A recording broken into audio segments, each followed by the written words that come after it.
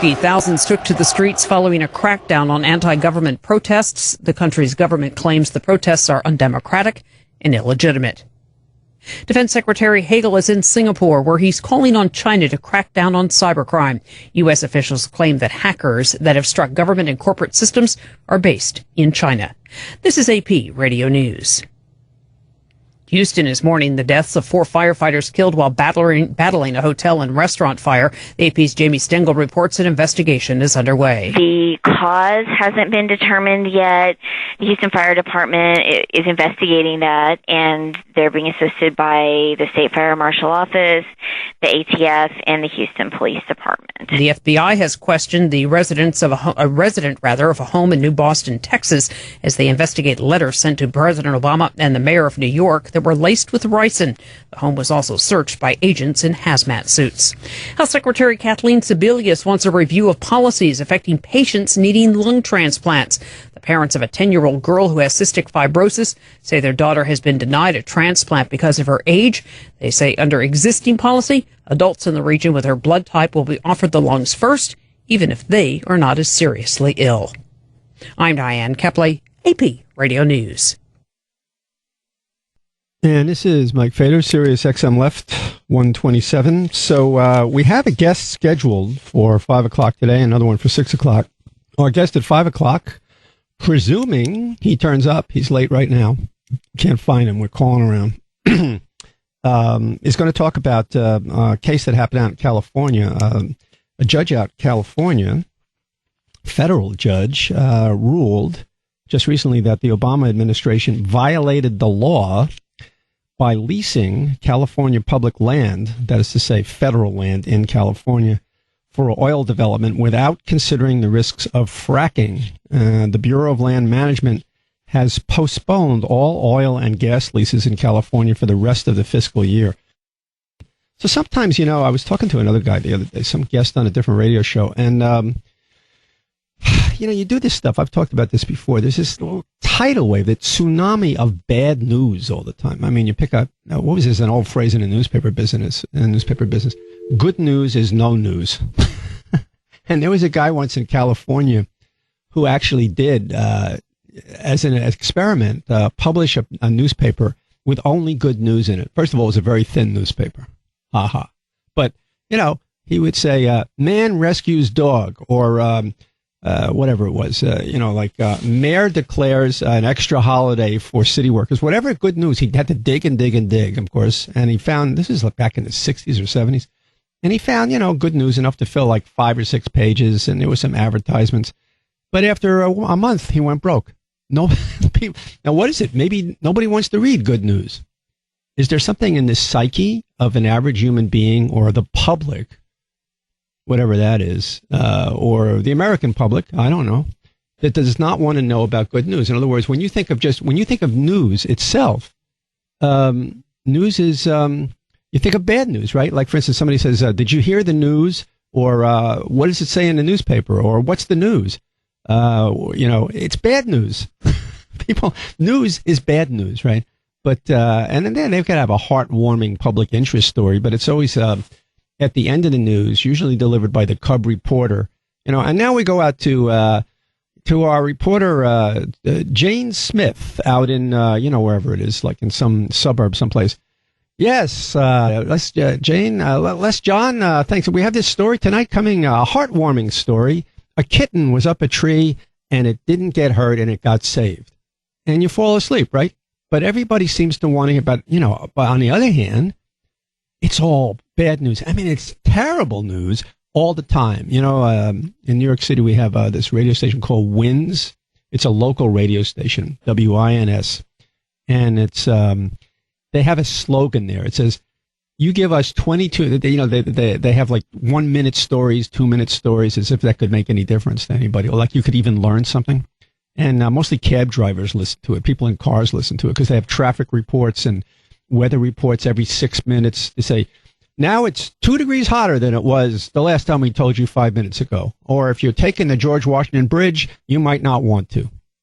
Stuff like that. And if you're a driver, That's important, right? It's important news to know, when something's jammed up, especially in the city, because there's all kinds of alternative routes. It's stuck on one big road. But they've had a long time. They've had a slogan on this station. It's one of the most listened to stations in the whole New York City area. And it says, "You give us 22 minutes, we'll give you the world."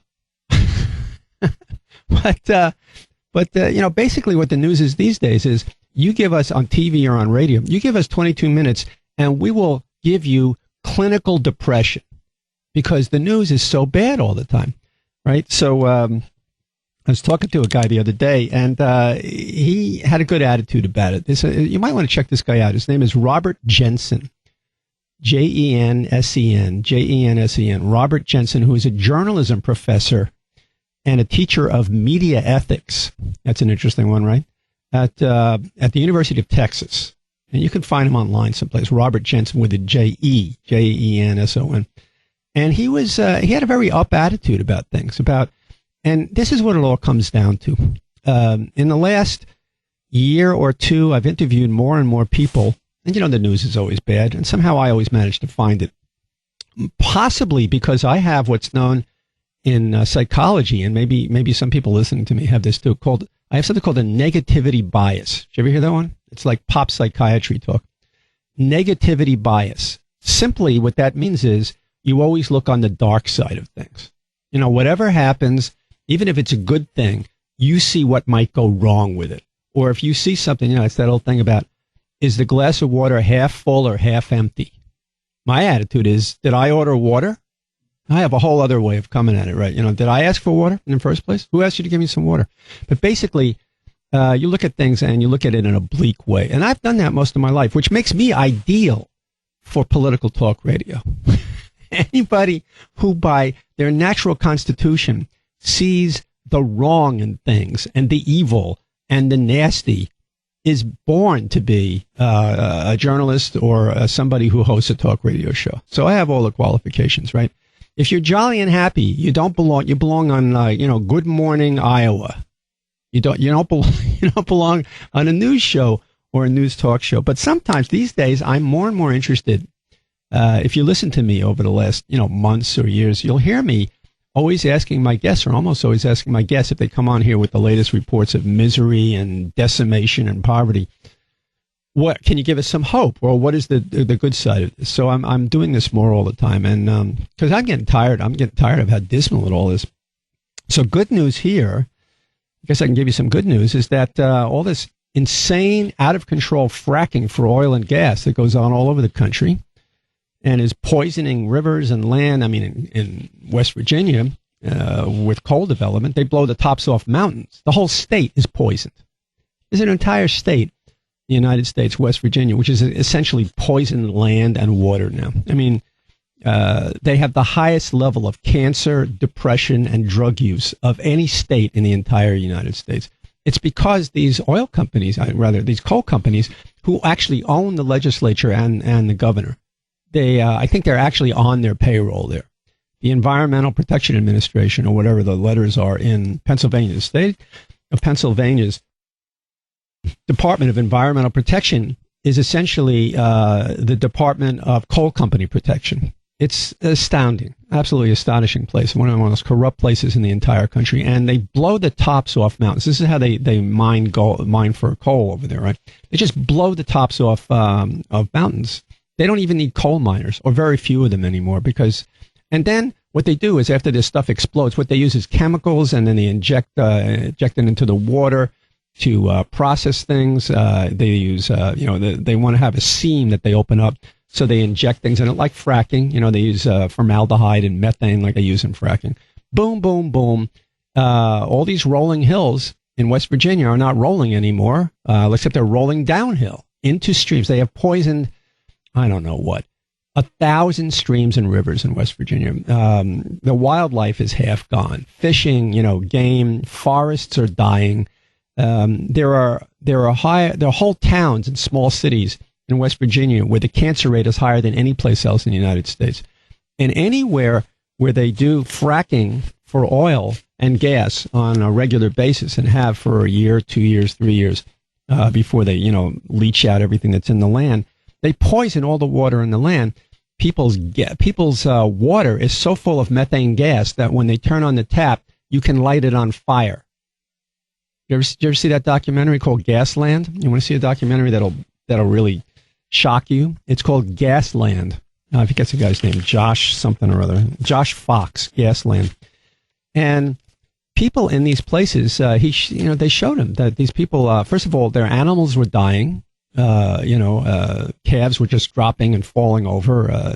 Pigs were dying of some various diseases. Children were developing cancer.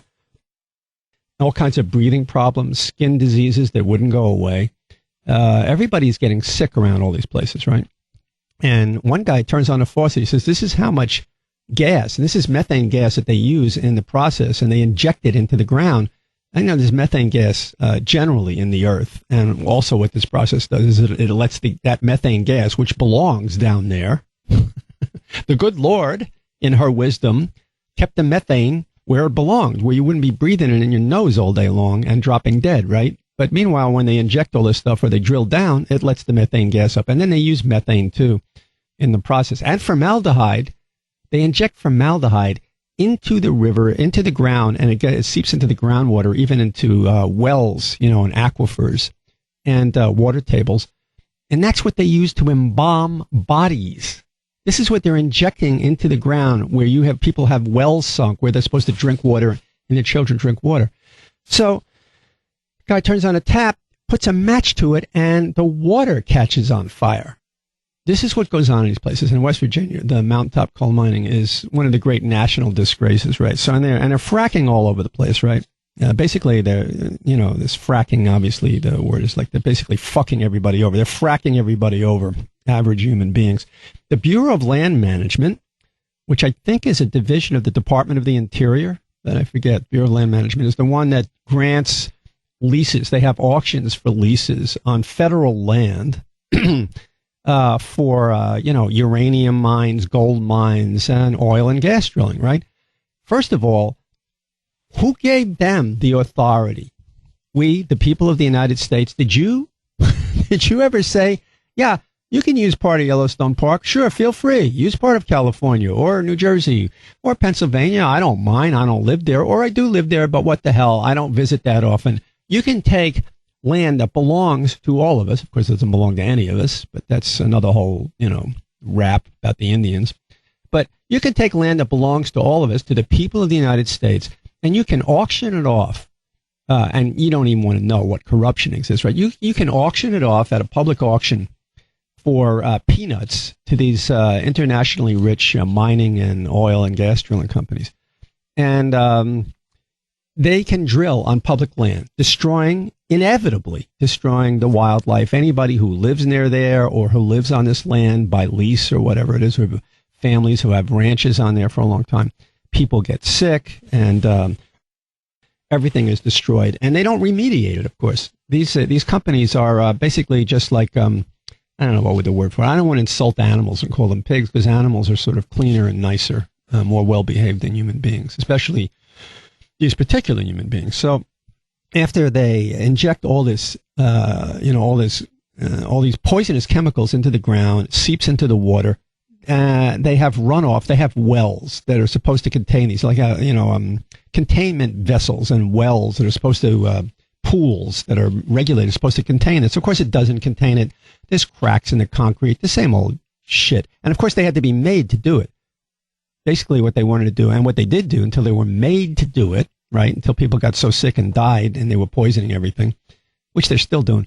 They were made to actually construct these places to keep this runoff. In West Virginia, they hardly do it at all. I mean, the law, the government is so corrupt in West Virginia that they hardly even are forced to control all the runoff from this stuff, which is so poisonous that even being near it. And then there's the coal dust. When they blow up the mountaintops, when these explosions to blow up the mountaintops, the hilltops and mountaintops in West Virginia, the coal dust makes breathing impossible. And waves of coal dust, like from some science fiction movie, drift right over the town. And there's coal grit and dust on top of schools, comes into school windows where kids, are trying to learn something. It's an extraordinary situation. So the Bureau of Land Management somehow has the ability, granted by who, what, the Congress? I don't know, to grant leases on federal land. There's no reason why the Bureau of Land Management should be granting leases on our land, right? And if they are, we should be getting a ton of money. The United States government should be getting hundreds of billions of dollars over a period, let's say, of 10 years, or billions of dollars a year in royalties and lease payments. But guess what? They're not. The law under which the Bureau of Land Management grants leases to mining companies, this law was passed in 1873. I might be off by a couple of years. This is where Harry Reid comes from, right? And he doesn't do a damn thing about it, of course, because he gets more of his campaign money from mining companies than any place else. And he's made money from mining companies. So he's another corrupt son of a bitch, right? So the law is from 1873, which sets the royalty at something like, 0.02%.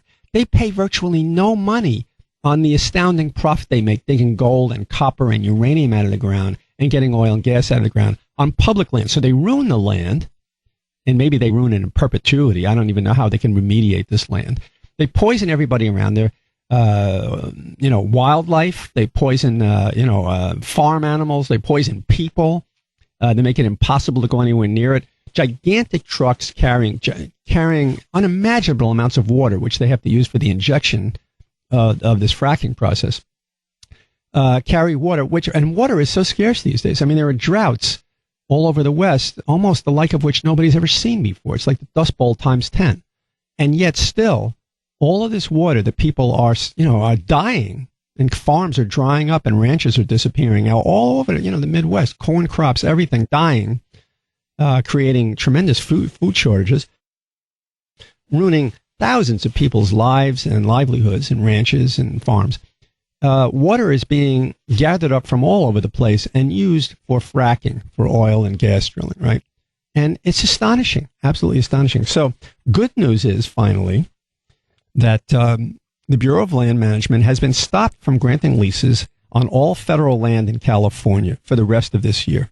It's temporary, but it's good news. And the judge's ruling came in response to a lawsuit filed by the Center for Biological Diversity and the Sierra Club, two places which you would, the Sierra Club, but this place, Center for Biological Diversity, which is where my missing guest, was supposed to come from tonight, but I don't know what happened to him. It's a great place, Center for Biological Diversity, which tries to preserve wildlife all over the world, especially in this country. This was the first court opinion to find a federal lease sale invalid for failing to address the risks of fracking. In other words, it's not because fracking is bad, the court is saying, it's because the oil and gas companies have not presented a decent study or a scientific study showing the results of fracking. And the court is saying, we know this stuff can really hurt people and destroy the land and is bad for the air and the water. And you guys are saying that it's absolutely not. Until you show me a scientific study proving that, you can't go ahead and frack in this state. And along with that is a decision yesterday, and this is interesting too, because, even now as we speak, or as I speak and you listen, the United States government, that is to say the President of the United States and the State Department, the President of the United States making the ultimate decision, which is also seems to me somehow wrong, but nevertheless, is he the king of the United States? He can dispose of the land any way he wants. He's going to make a decision on the, the tar sands oil pipeline, the Keystone pipeline from the tar sands way up in Alberta, Canada. Now, here's another piece of good news. I know the other side of this is where does all the energy come from? But we've been through this a million times, haven't we? If the money was poured into solar panels and into windmills, like it is in some European countries where they get something like 60, 70% in some of those countries of their power in major industrial countries from these things and other ways that they get power. This decision has to be made in Canada. So the Canada is all pissed off, right? The government of Canada, Stephen Harper, who is the Prime Minister of Canada, who is a conservative, and I think originally comes from this province in Alberta, which is, a really conservative place and a business-oriented place, It's where the tar sands are, all the way up north. They're saying, all right, you don't want the pipe going through here. You're diddling around the United States. We're going to ship it overseas anyhow. This oil, you understand, is not coming to rescue the people of the United States. I mean, as much of a rescue as that would be, killing the planet in the process. But it's going to be shipped. It's going to come all the way across the country in a pipeline, which has already started one smaller one than they built. The same company has already leaked all over the place. And it's going to go straight to Galveston, and it's going to be shipped. It's going to be refined down there and shipped overseas. So nobody in this country gets anything from it except a few thousand workers who are essentially temporary, who are going to build this pipeline, and then, some robots and a few workers to maintain it. In other words, nobody gets anything from this except oil pipeline companies and oil companies. If you look at it clearly, that's what you'll see. All the other stuff aside, that's what you're going to see. So the government of Canada says, well, screw you. You're taking forever to do this. You're having your big argument about ecology. We'll just ship it across Canada and the hell with you. We can get refineries over at the edge in British Columbia and ship it off to China, wherever it is, who we're going to sell it anyhow. Yesterday, or was it the day before, the government, the province of British Columbia, one of the large province of Canada, said, no, you cannot build a pipeline through here. This is in Canada because they said to the oil company that wants to build it, your study of the dangers to the land is completely insufficient. You have not addressed the potential hazards and dangers to our satisfaction. They refuse to let them build a pipeline through their part of Canada. So maybe people are finally wising up. It would be nice to think. I don't know. You know what I think we should do now? Why don't we take a break since we have no guests this hour, and since my voice is totally shot from laryngitis or whatever it is. Let's take a break now. When we come back, of course, one thing before we take the break, it's the alternative energy. Now, I said we've been through this before, but maybe if you have some opinions on this, you want to chime in on this. To me, it's good news that we're not having this. We do have alternative ways of energy, alternative methods of producing energy. And the other side of this is, how much energy do we really need? Do we all have to be having these gigantic cars or 2 cars and take trips and vacations and have stadiums lit up every single night all across the country? Do we have to have every one of these things? Do we have to have an air conditioner in every room? The level of consumption in this country is taken for granted. It's almost considered un-American not to have as much energy as you want to do anything you want with it. I could think of 100 things that Americans do, and I'll throw myself in too, although probably not as lavish. That I don't have a car, but I could think of 100 things Americans do routinely and spend tens of billions of dollars on that's totally unnecessary. It would be difficult and painful, and some people would lose their jobs, but we'd get along just fine, and we wouldn't be screwing ourselves over. So alternative energy is what we need. If you've got an opinion on this, call up 866-997-4748. Let's take a break, and we'll come back. Bill Press on Sirius XM Left. President Obama calls on Congress to act on student loans, otherwise interest rates will double on July 1. Plus, as if we didn't have enough bad weather already with all those tornadoes, hurricane season starts June 1. God help us. Monday on The Bill Press Show. The Bill Press Show, mornings at 6 East, 3 West on Sirius XM Left, 127. The American dream of owning a home has turned into a nightmare. Mortgage lenders lied, banks cheated, and committed fraud. Broken laws have devastated thousands of homeowners. But now, there's something you can do. If you believe you're the victim of lender negligence, Marketing conservatives, you can see that bleeding over.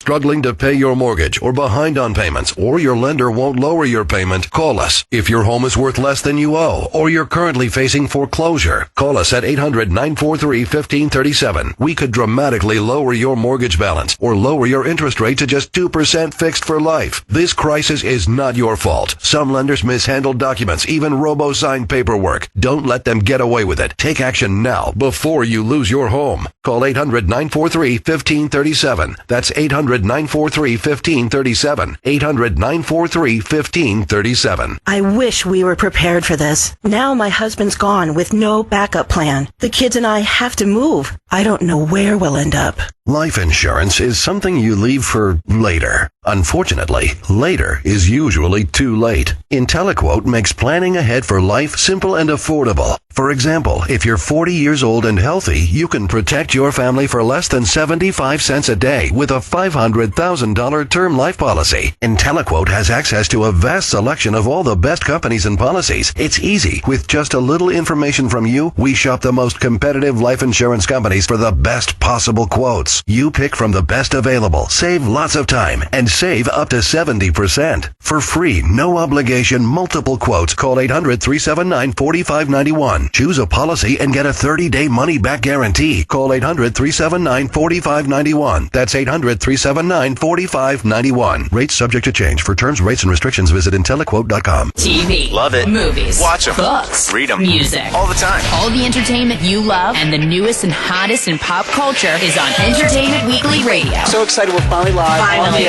And hear all the Entertainment Weekly shows on demand, including a special town hall with Hollywood superstars Will and Jaden Smith. Welcome to Earth. That's where I call a close encounter. It's pop culture, news, and reviews on our brand new channel, Entertainment Weekly Radio, Sirius XM 105, or on the Sirius XM app. Sirius XM Left 127. Challenging. Take care of the people that we need to take care of in this country. Expect more. Sirius XM Left 127. Okay, we're back. This is Mike Fader, Sirius XM Left 127. So listen, before we have a couple of calls here, you want to join these people? 866-997-4748. I mean, couldn't we all reduce the consumption in this country? I mean, really. I mean, a lot of people need their trucks and their cars to get to work. That I understand. It's a big, wide country. But like I'm just talking, for instance, New York City, my parochial point of view. This city it's like 8 million people in the city. This city has about 100,000 SUVs in it. Who needs that? Who needs an SUV in the middle of a city? You know, I mean, the whole country is filled with absurd behaviors, all kinds of sports events, ATVs, boats, a million things people do in this country. They take it for granted. We don't have to spend all that money on all this energy. We don't need to suck up all that energy. If you need it for work, that I understand. One thing before we take your calls. Did you buy my book yet? Right? Did you buy my book yet? I've been talking about, I have a new book out, and I told you about it. And I don't think all of you bought my book. Now, you know who you are. Yeah, see? This man read it. This guy right here read it, and he wouldn't lie to you. He's the president of the company. Why would he lie to you? So, no, I'm serious. I just wrote this book. It's a really good book, and it's a great read. It will make you feel good when you read it. At the end, it's a rough ride, but then at the end, you'll feel good. And I think I'm guessing now, but I think some of you didn't buy my book, and I don't understand why not. Now, if you want to find out more about this book and where to get it, I have just with the help of a friendly listener, I have produced a major motion picture on YouTube about this book. Yes. Yeah, and it's on YouTube right now. I'm going to tell you how to go there. And I am the star of this motion picture. I am also the screenwriter. I share directing and producing credits. And it's 2 minutes and 42 seconds long. Right? There's a second feature. You know, they came from the planet Gribon. But also the main feature is called. This is how you can find out about the book. Anyhow, no more fooling around. It's called A Long Swim Upstream. A Long Swim Upstream. So when you go to YouTube, go on YouTube and look for A Long Swim Upstream by Mike Fader. That's Feder. And you will see it. It's a good YouTube video. And then get in touch with me. Get in touch. Get the book. The man says, get the book. Right? And he doesn't even get any royalties from this. He's doing this out of goodness of his heart. So, so when you go there, you'll find out how to get the book. You'll find out what it's about, and it's sort of entertaining, funny. It's got music. It's got all kinds of graphic technology. It's got a little sex in it. You know, it's something for everybody in there, right? It has a happy ending. It's a good little movie, and you can find out about it and check it out. Now, if you get the book, when you get the book, or even if you look at the YouTube video, get in touch with me. You want to find out more about the book, get in touch with me. And the way to do that is by going to my website, It's called Fader Files, FEDERFILES.com, FEDERFILES.com. But first, go look at this YouTube video. Then you can get in touch with me by going to the website, and you can contact me through the website.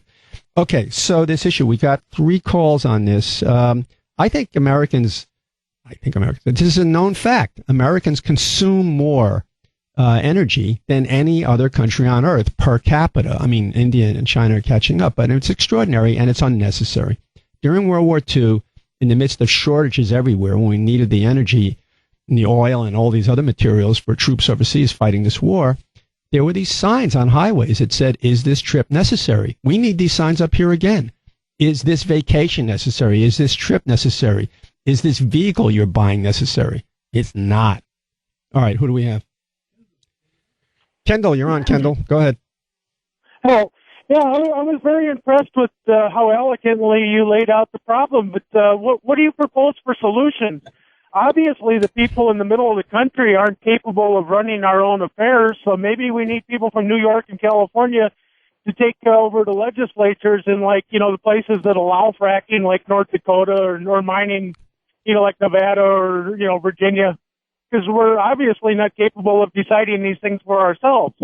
Okay, so now you said what you had to say, and why don't you propose your actual positive alternative to what I said after you got through with your sarcasm? Well, no, I mean, you laid out your case against fracking. I did. So Kendall. So, all right. So I laid it out. You pointed out that I laid it out. I know I laid it out. Why don't you lay out your case for it? For fracking? Isn't that what you want to do?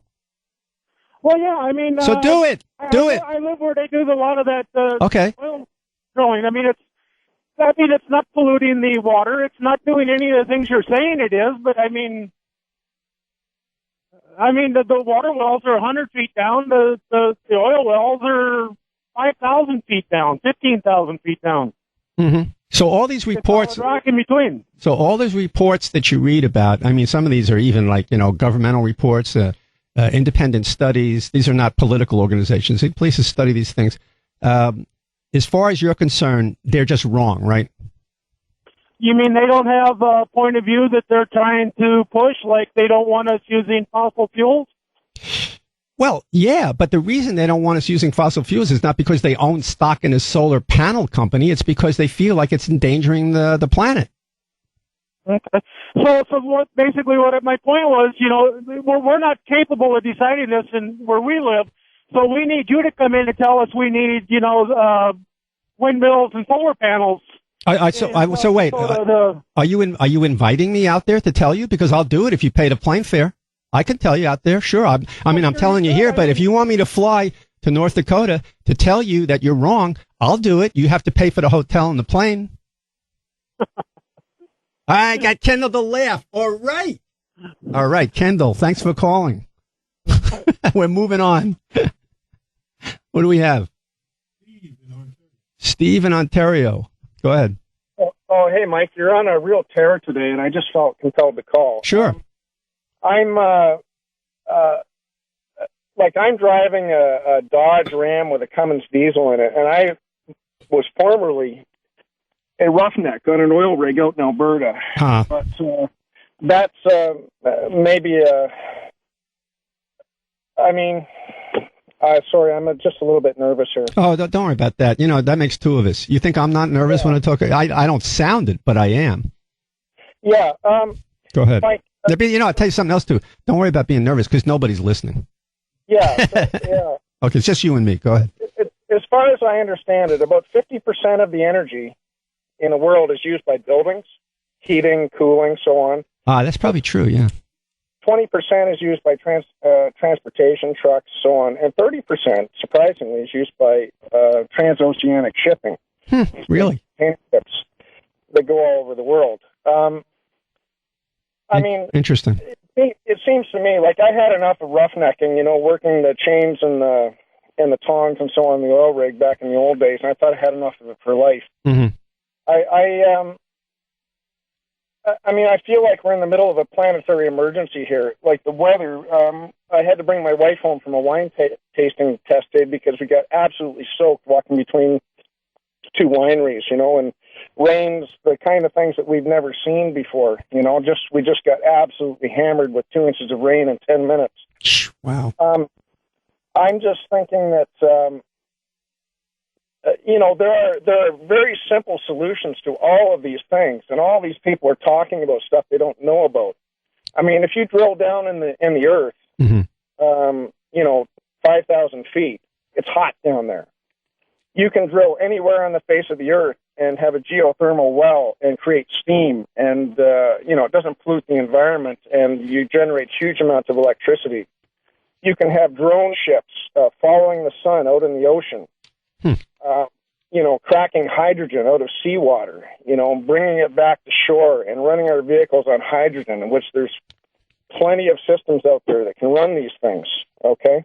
It would be. It would have to be some kind of transition that the governments like your government, our government, would have to commit themselves to devoting a lot of money to jumpstart all these industries and to wean Well, I thought about that.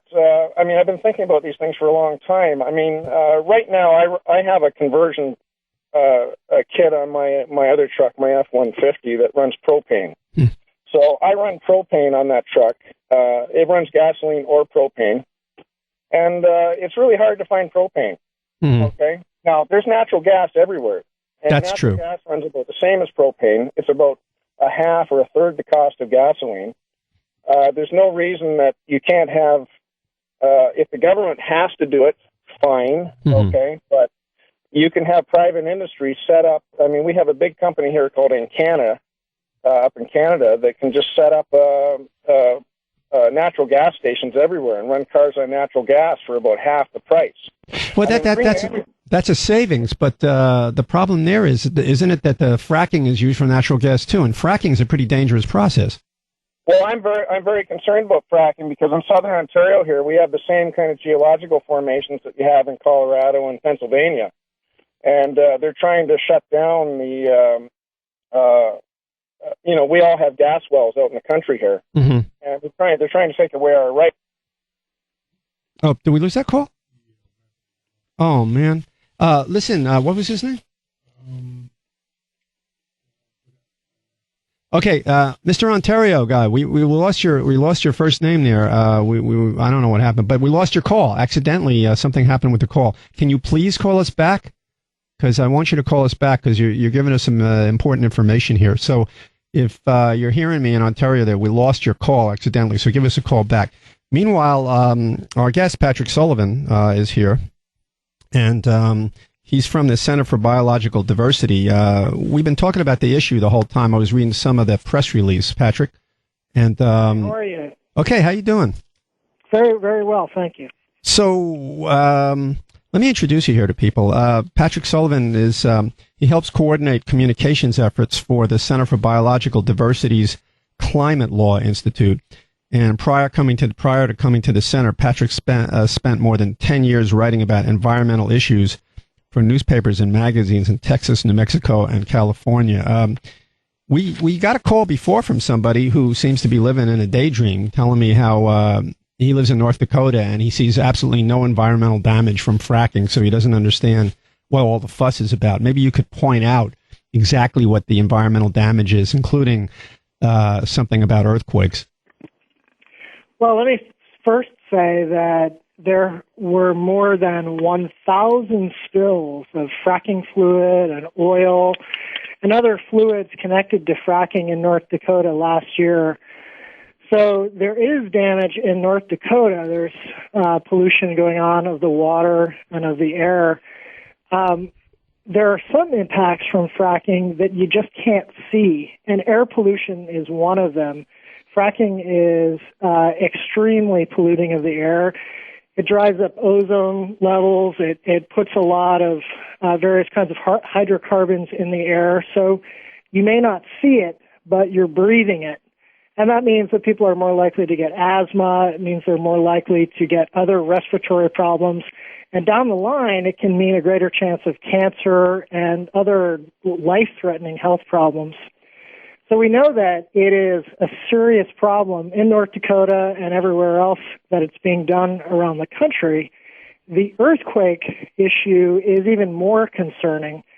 And the primary danger with earthquakes and fracking is that these drilling companies are using disposal wells to dispose of frack water. Mm-hmm. When they frack a well, they get a lot of water that comes up back out of the well. It's contaminated. They've got to put it somewhere. And so what they do is they shoot it down into the earth in these disposal wells.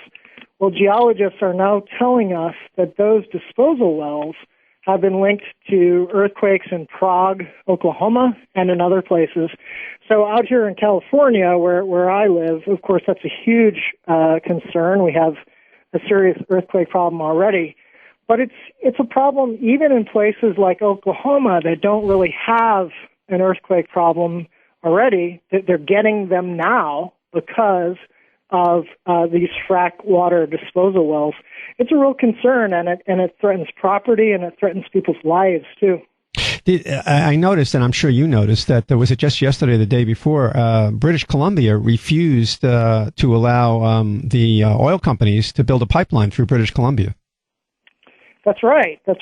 It's the kind of thing we're seeing more and more of across North America and around the world. Communities, whether they're individual towns or states or provinces, are saying, well, wait a minute. You know, the oil industry and the gas industry, they promise all these jobs. They promise that there will be no impact. They promise that people's health and safety is not going to be at risk. But the more we see, the more we realize we can't trust them. And so a lot of communities are starting to fight back. They're saying, no, we don't want your dirty pipelines. We don't want fracking. We do not want our air polluted. We don't want our water polluted. And we don't want more earthquakes and other problems that fracking brings. Well, then, if I was a representative of an oil company or a gas company, I'd say, what, you don't want cheap energy? You want us to rely on the Middle East? Look what happens when we do that. I'm being like a devil's advocate here, Sure. So what do you say to that? Yeah, well, I would say that in many ways, fracked oil and fracked gas are extremely expensive for the United States. I mean, here in California, we have an incredible water shortage. And we have an industry, our agricultural industry, that relies on clean water. It is critical to growing all of these wonderful crops that are absolutely the backbone of our state's economy. And as fracking ramps up here, we are going to take water away from farmers, and we're going to give it to people drilling oil and gas wells for them to contaminate and dispose of, taking it right out of the hydrological cycle. So, the expenses that come along with fracking sometimes aren't clear at the front end, but it can really be devastating. Let me give you another example. In North Dakota, they are discovering that the truck traffic and industrial activity that come with fracking are doing an incredible amount of damage to their roads, to their highways, to their towns. So the state is having to reach into its own pocket to pull out billions and billions and billions of dollars to pay for highway repairs and road repairs. But wait, they're also finding that they're spending more money on hospital care for workers who get injured in the oil field and people who are suffering from air pollution with fracking. Don't the oil and gas companies have to pay for the roads if they wreck them? They don't. No, I mean, this is wear and tear, but you got to understand a fracked well has to have so much stuff trucked into it. It has to have water trucked into it. It has to have dangerous chemicals trucked into it. It has to have a lot of heavy equipment trucked into it. Mm-hmm. And one well can require more than 1,000 truck trips to frack it once. Whoa. So it can be very damaging. And, of course, the oil companies and the gas companies will make no restitution for the roads at all, right? That's right. So, I was talking about this earlier, and I could be off because it is something I remembered reading. But the Bureau of Land Management, is that a division of the Department of Interior? It is, yes. Okay. Now, they're the ones who grant these leases. So the Department of the Interior, I guess, which is an agency of the federal government, is granted the ability to lease federal land in the name of the people of the United States. Of course, we have nothing to do with it. But where did they get this? So I guess Congress passed a law saying we will allow the Bureau of Land Management to lease federal land to mining companies and oil and gas companies. And presumably you get a lease payment and you get a royalty. Is that what you get back for it if you're the United States government? You do, yeah. The U.S. does make some money from these leases, although often the damage that's done to the land far outweighs whatever is paid. And you know, there are long-term costs that come with it, of course, too, the health and environmental impacts that aren't necessarily clear when the drilling and fracking is going on, but you can be sure that the oil and gas company is not going to be on the hook for those. Are you familiar? There was a case in Pennsylvania, actually, not so long ago, a couple of months ago, where a Pennsylvania state judge, there was a confidentiality agreement signed between a guy who owned a very large tract of land and had a farm in Pennsylvania, and he had a contract with a fracking company. And, that they paid him something like $700,000. I mean, the guy's going broke like a lot of farmers are these days, right? Just in the regular course of things, in the economy the way it is. And they paid him $700,000. A lot of people who are near poverty are making a lot of money by getting money to lease their land or the rights under their land to these fracking companies. And one of these families regretted it because their family was getting sick and everything else. So there was a whole big argument, and finally they were paid off a certain amount of more hundreds of thousands of dollars. And a confidentiality agreement was signed, and so nobody who was a reporter in the state of Pennsylvania could find out what it was these people were complaining about in terms of the chemicals and the illnesses caused, right? But the case was a bunch of journalists in Pennsylvania sued to get this information divulged to the public because it's a public concern. And this judge in Pennsylvania decided to break the confidentiality agreement because the larger public was involved. And it seems to me that everybody should know. I mean, after all, one of the things that one of the press releases I got from the Center for Biological Diversity was about the maker of Gasland, the documentary, Josh Fox, who's made another one now, and how he had been out there. And what was it, 100,000 people signed a petition to the governor out there?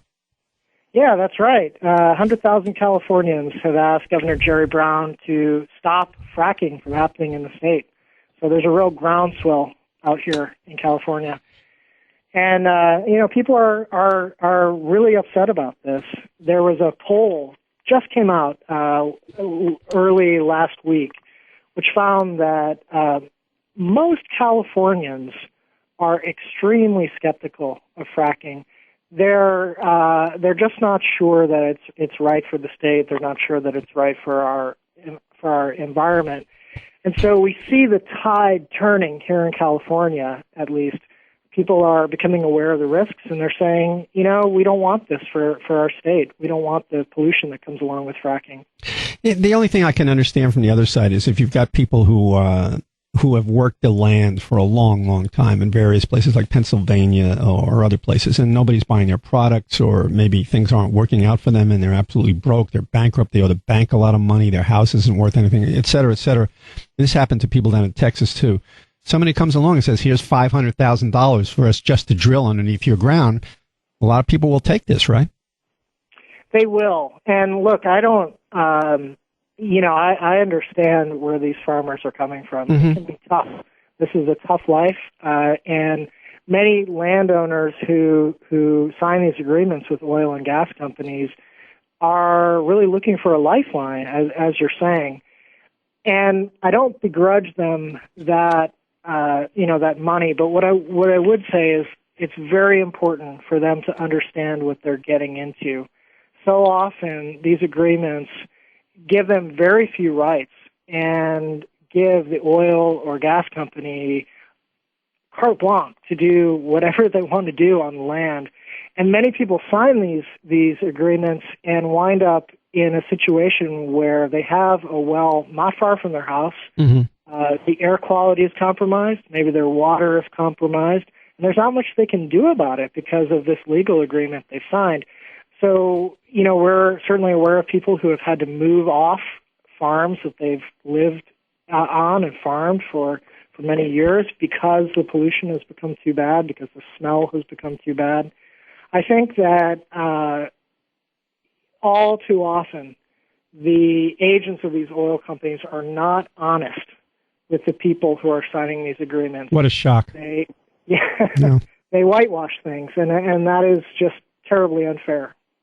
So if people want to get involved in this in any way, that, nobody's, there's a million issues and people get tired of all this. So, sign this petition, march here, protest there. But if people do want to get involved, this is a national show. There's people from all over the place. I mean, should they visit your website? Is there a way they can get involved in helping out or signing petitions? Or on your website, do you have information about local states, things in different states? We do, yeah. We have information at biologicaldiversity.org. And we have information about fracking in general. We have specific information about fracking for natural gas and fracking for oil. Companies do different things in different parts of the country. And we also have some specific information for individual states. What's going on in Texas? What's going on in California? What's going on in Pennsylvania? Mm-hmm.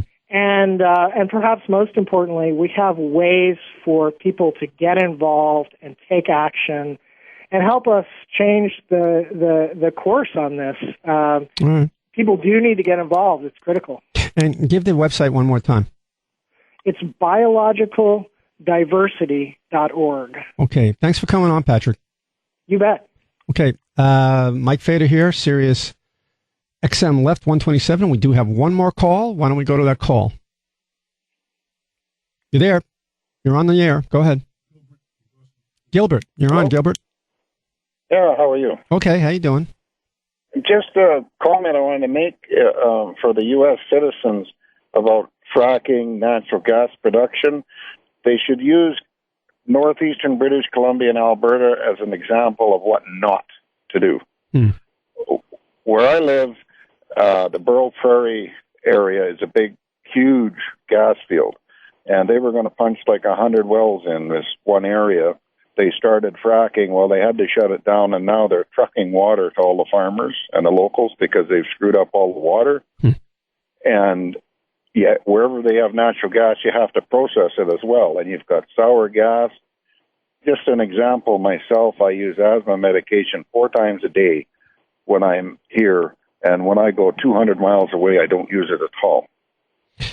Yeah, well, this is what's going on all over the place. I think people are finally sort of waking up about this. I mean, I was mentioning before that in British Columbia, are they called provinces up in Canada? Yeah. Okay. Yeah. Even if they would process it like oil, like the heavy oil, if they would process it and pipeline the finished product, it's not as dangerous because gasoline basically evaporates. So like you take the oil sands in Alberta, if they put a state-of-the-art refinery right there, they could pipeline the finished product, which if they had a big spill is nothing like crude. It's extremely easy to clean up. Yes, but that would cost them more money. That would cost the company more money. Oh, no, that's what it's all about. And if anybody in the States, if they came up to Canada and went to northeastern British Columbia and Alberta and talked to the regular people, not the people that work in the oil field, but just the regular people, and there isn't anybody, I don't think, that you can talk to that's a big fan of this gas, because we don't own our mineral rights here. They can negotiate a road into your property, and then they can set a well up in your front yard, and there's nothing you can do about it. Amazing, absolutely amazing. Well, that's not much of a that's not much of a democracy, right? No, but it's absolutely poisonous. Chetwynd, the little town I live in, just out of Dawson Creek, has one of the highest rates of cancer anywhere. Well, I hope anybody who's out there thinking that we need to have cheap natural gas and oil is listening to this, because this is really what it's all about, actual people suffering. It's not worth it. You go up at night in an airplane, and you look over this whole area now, it looks like a birthday cake from all the gas flares. Every plant, they flare off the bad gas. We have a big gas plant on the other side of the town I live in. It pukes out 20 tons of sulfur dioxide a day into the air. All right. Listen, we have to go because we're at the end of the hour here. But thanks for holding on for so long, and thanks for the on the spot report. People need to hear that. Really, really think about it. Yeah, thanks for calling, Gilbert. Okay, have a good day. You too. All right, that's it for this hour. Next hour, President, what's his name? Gave a speech the other day at the National Defense University about how he's going to take a whole different look at national security. That'll be the fucking day. And we have somebody on to talk about this after the 6 o'clock news.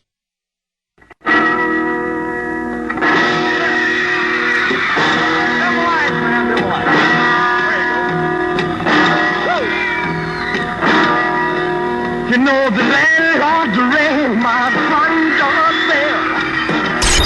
Stephanie Miller on Sirius XM Left. I'm having a bad morning. The morning Michelle Bachmann, that crazy Michelle Bachmann retires, really? Spills coffee all over. I did. I spilled coffee all over so I had to turn my shirt around, and I got strangled by my security badge, and Jim helpfully... So I untangled it. Right. Jim, not used to helping a woman put her clothes on, was a little clumsy and copped an inadvertent feel. The Stephanie Miller Show. Weekdays at 10 a.m. East, 7 West. On Sirius XM Left. 127. You hear that? That's the sound of legendary Omaha steaks sizzling on the grill. World-famous Omaha steaks are the Father's Day gift dads dream about. All Omaha steaks are hand-carved from the finest grain-fed beef, which imparts superior marbling, tenderness, and flavor. Imagine thrilling Dad this Father's Day with a gift of fillets, strips, and top sirloins from Omaha Steaks. Call Star Steak from your mobile phone and receive this exclusive offer of the Dad's Choice Combo, which includes 2 filet mignons, 2 boneless strips, and 2 top sirloins for just $39.99 plus shipping, a 69% savings. To receive this exclusive limited time offer of 100% guaranteed Omaha steaks delivered to Dad in time for Father's Day, call Star Steak. That's Star Steak from your mobile phone, or go to omahasteaks.com/steak. That's omahasteaks.com/steak. Hurry, because this exclusive Omaha Steaks Dad's Choice Combo at 69% off won't last. Go to omahasteaks.com/steak. Golfsmith and TaylorMade want to help you give Dad the best Father's Day ever with exclusive deals on the hottest gear in golf. Give the game-changing TaylorMade R1 driver and get $50 instant savings, plus a $25 Golfsmith gift card. Save $100 instantly on any 8-piece Rocket Blades iron set and score a $50 Golfsmith gift card. Because the gift that never stops giving is a better game. Give Dad his day, only at Golfsmith. Homeowners, are you struggling with your mortgage and worried about foreclosure? We're loan mitigation experts and can help you avoid foreclosure with a loan modification program. We work with all lenders nationwide.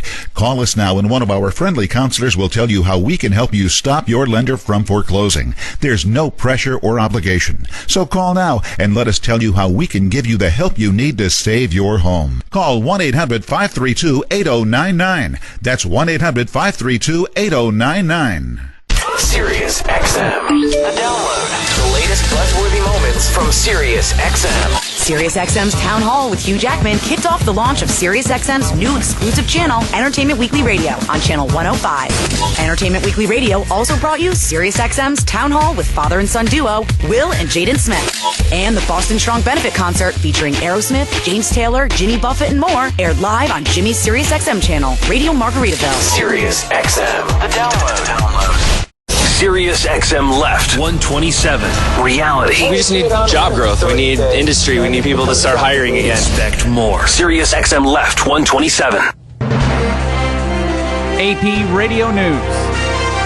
I'm Ed Donahue. On TV in the 70s, she was known as Edith, or as Archie Bunker lovingly called her, Dingbat. Gene Stapleton has died. Before I read the menu, Mrs. Bellini wrote down what I should order in an Italian restaurant. Here it is, veal scallopini. Gene Stapleton was sweetly naive on All in the Family, but she delivered the laughs. Before I read the menu. Gene Stapleton won 3 Emmys during her 8 years on All in the Family. She died of natural causes in New York. Gene Stapleton was 90 years old. In Oklahoma, more bodies are being found following the severe weather that moved through the state overnight. At least 9 people were killed. Tammy Wade in El Reno, Oklahoma, describes what it sounded like from her cellar as she and her husband took cover. Metal in a big jet engine fan, like blades, like metal hitting blades. It was just the loudest, scariest noise I've ever heard in my life, and it lasted forever. Police near Oklahoma City found a man's body in the creek less than a half a mile from where his car was found early this morning. A wildfire in New Mexico shows no signs of easing up. We have 150 structures that are threatened at this point. We have not lost any structures. That is Iris Estes with the New Mexico Interagency Incident Team. There are now 2 wildfires burning near Santa Fe. The fire in Santa Fe National Forest is burning just 25 miles from the city, prompting the Red Cross to set up an emergency shelter at a nearby high school. Some homes in that area have been evacuated. Meantime, New Mexico isn't the only state experiencing wildfires. Near Los Angeles, dry conditions and high temperatures worked against firefighters, beating back flames in the scrubby foothills of the Angeles National Forest. This is AP Radio News. The government is allowing nutrition labels for the first time on alcohol drinks. Wonder if there's any protein in your can of beer. Alcohol beverages could soon carry nutritional labels like those on food, but only if the producers want to put them there. The Treasury Department, which regulates alcohol, says beer, wine, and spirits companies can place labels on packages that include serving size, servings per container, calories, carbohydrates, protein, and fat per serving. Such labels have never before been approved. There's no requirement to do this. It's strictly voluntary. Sandy Kozel, Washington. It was a rough day for Tiger Woods at the Memorial Tournament. He posted the highest 9-hole score as a professional, an 8 over par 44. He shot 79 for the day. Tiger Woods has won the Memorial at Jack Nicklaus's course in Ohio a record 5 times, but this weekend he is near the bottom of the field. Winds were gusty on the course today. I'm Ed Donahue, AP Radio News. And this is Mike Fader on Sirius XM Left 127. We are back. If you are once again, a reminder, if you want to get in touch with me, go to my website, and there's a way to get in touch with me there, and you can sign up to be on my mailing list too. It's Fader Files, FEDER, FILES.com. And last week, the President of the United States gave I guess it was a graduation speech at the National Defense University, in which he laid out what was supposed to be a historic turning or changing of his attitude and perhaps even policy, the government's policy about national defense, and this included drone policy, Guantanamo, everything you could possibly think of. And there was a lot of newspaper reports on it about how it was a big change. But of course, in the end, it was just still a lot of talk, and we haven't really seen any change. But there's been a lot of, as I said, a lot of commentary, and one of the most intelligent and interesting commentaries was on a blog post at the Brennan Center. And we've had people on from the Brennan Center before. The Brennan Center for Justice, which is part of New York University. We have a guest with us tonight who's been on before, Elizabeth Goitein. Hi. Hi there. Now, let me give people, since you haven't been on for a while, a little bit of your bio, okay? And then we'll... Elizabeth Goitein co-directs the Brennan Center's Liberty and National Security Program, which seeks to advance effective national security policies that respect the rule of law and constitutional values. And before coming to the Brennan Center, Ms. Goitein served as counsel to Senator Feingold, chairman of the Constitution Subcommittee of the Senate Judiciary Committee. And there is more here, but we will proceed onward. First of all, what on earth is a National Defense University? That's a good question, and one that, I'll be honest, I wasn't expecting. Yeah, I thought you might know. I don't expect it, but I mean, I was surprised to hear there even is such a place. You know. Yeah. I'm probably not the best source of information for that. Okay. I would encourage your listeners, though, if they're interested, to Google it. I'm really not entirely sure. Yeah, well, all right. You know, if I was thinking of maybe they have adult education courses, I could go back and learn something about national security. So the speech, as it's mentioned here, I'll just read the first paragraph of the blog post, which you did with Faiza Patel, right? Right. Okay. President Obama's speech yesterday at Washington's National Defense University was widely anticipated to mark a turning point in post-9/11 counterterrorism policy. The president was expected to shed light on programs that have been cloaked in secrecy, to put forward a vision for drawing the war to a close, that's in Afghanistan, as well as a comprehensive framework for addressing terrorist threats in the future, and to announce major shifts in policies relating to drone strikes and Guantanamo detainees. So we have, several issues here, and maybe you could explain to us how it is you think what did he really say that really counts, and do you think he's really going to do something about it, and has he done anything yet? Sure. I mean, those are great questions. There was a lot of rhetoric in his speech about how we can't be at war forever, that we need to think a little more broadly about how we're going to fight terrorism outside the context of war, that ultimately someday we will not be fighting it with drones and we will not be detaining people indefinitely, and we simply won't be on a war footing. And I do think that's useful. I do think that's helpful to have that rhetoric out there, important to keep that in people's minds. Of course, the reason it's most important is because we're hoping that we actually start to see some movement in that direction of actually winding down the armed conflict. I mean, we are at a point now, more than a decade after 9/11, where, as the president said, core Al-Qaeda is greatly weakened, and some of the associated forces just don't have and never had the capacity that Al-Qaeda had to do harm to our country. And so going forward, the threat we face is going to look a lot more like the pre-war terrorist threats we face. He said that, and that's good that he acknowledged that. But what are we going to do about it? And that's where I really felt that the speech fell short. Well, here's a question about that. You pick up the paper every day. This has been going on for years now. Maybe it seems like every day, but every 3, 4, 5 weeks, you pick up the paper and we learn from the Defense Department, or the government announces this, that a major Al-Qaeda operative in fill in the blank, this province, that country, has been hit.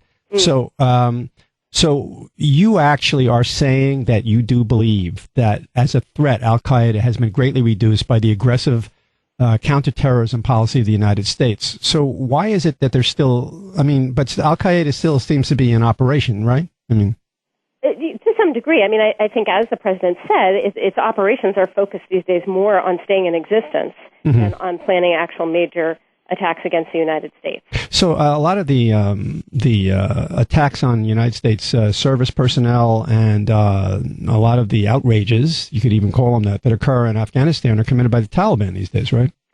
There's the Taliban, but I think the concern, Al-Qaeda in the Arabian Peninsula has become much more of a concern than it was once before. And I think there's a real concern about what's going to happen outside of what has been viewed as the active theater of hostilities in Afghanistan and even in parts of Pakistan.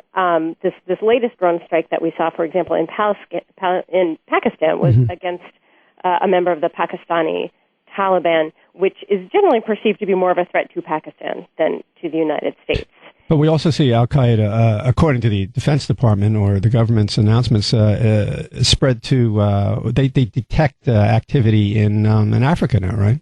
Yes, exactly. And that's on the Horn of Africa. That is definitely a new area where people are focusing, people within the government are focusing their counterterrorism attention, as it were. And, this is part of what worried me when the president talked about refining the authorization for use of military force. That's the AUMF that Congress passed right after 9/11 to authorize war against Al-Qaeda and those who assisted Al-Qaeda.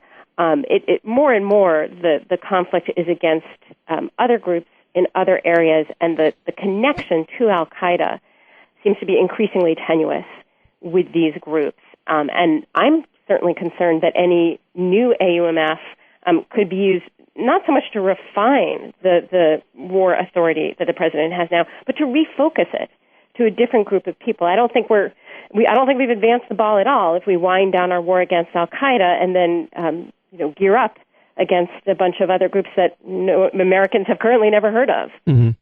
But they make this connection. It's like a synaptic connection, which they do fluidly without consulting the American people, essentially as represented by the Congress of the United States. In other words, once upon a time, and it's almost like an ancient fairy tale now, the president had to go. In fact, the other day, I don't know, I was watching a movie, and they had a broadcast, the actual broadcast of the president going to Congress, FDR, and asking for a declaration of war, against Japan. Oh, that's so sweet. Well, it was actually a movie in which they played this. It was a 1943 movie, and anyhow, but I was thinking to myself, yes, how quaint and how old-fashioned, you know what I mean? Because how long has it been? When was the last time the president went to the Congress and said, now people would say automatically, we don't have a country that has declared war against us, or a country with a uniformed army that has attacked us. So no, but we had an organization with a name and with a hierarchy that did attack us, and it was a spectacular attack, and it's understandable that Congress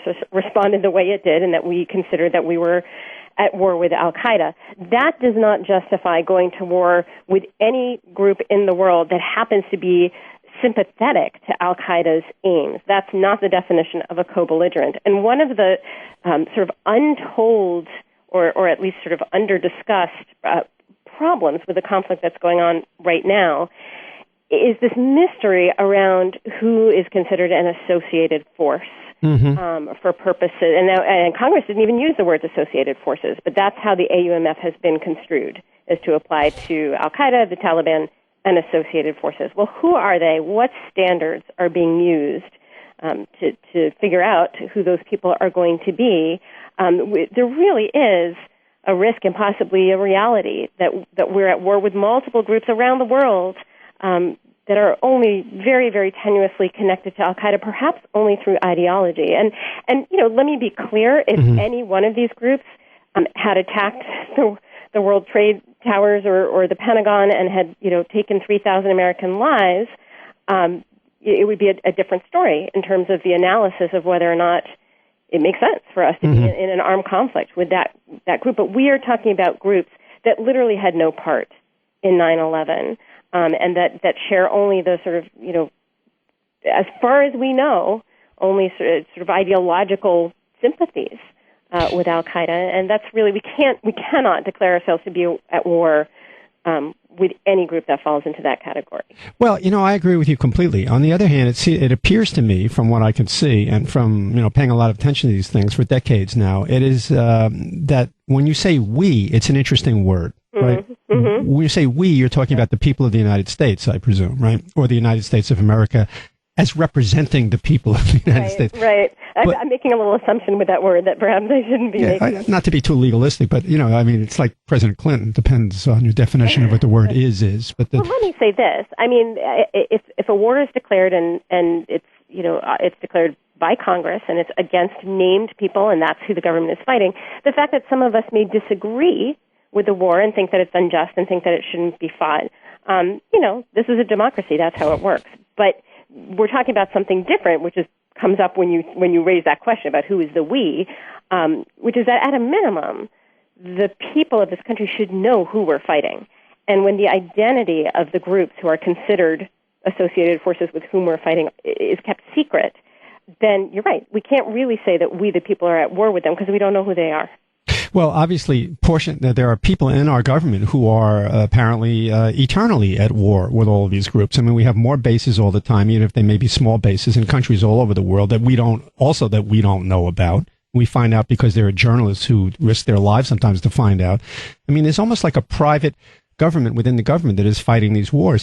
Now, the president said in this speech that he promised there would be more openness to this kind of thing. What are the structures for that? I mean, who is going to give us this openness? Right now, he meets, I don't know, as far as I know, still every Tuesday morning with Mr. Brennan and some other people to decide who to blow up. I don't know. We don't know what they're doing. And this is really the big problem here, right? It is a big problem, to be sure. And, the president has said, the administration has now said repeatedly that it keeps the intelligence communities informed of who is targeted, and presumably it does. That said, it was not until the eve of John Brennan's confirmation hearing that the administration saw fit to disclose the Justice Department's legal rationale for these targeted killings to members of the Intelligence Committee. And and even now, I mean, there are strict limitations on who is allowed to see these OLC opinions. and strict limitations on who staff is allowed to see as well, and which is a major issue with members of Congress if they can't have their staff help them. So we have not seen a tremendous amount of transparency, even with the relevant committees within Congress, let alone Congress as a whole, let alone the public, which is particularly relevant because I think it's well established, and even Jack Goldsmith said this in his book, Power and Constraint, that the intelligence committees do not always serve the interests of the people so well because they are operating in secret. Mm-hmm. And, they really don't get a lot of political rewards for doing their job well, for exercising real oversight over the executive branch. No one knows they've done it. No one gets any political goodies from it. So it's really, that oversight role does not work as well as it should. Mm-hmm. So the kind of transparency that we've seen, the kind of transparency the president may be talking about going forward, it's not clear how significant and how effective that will be.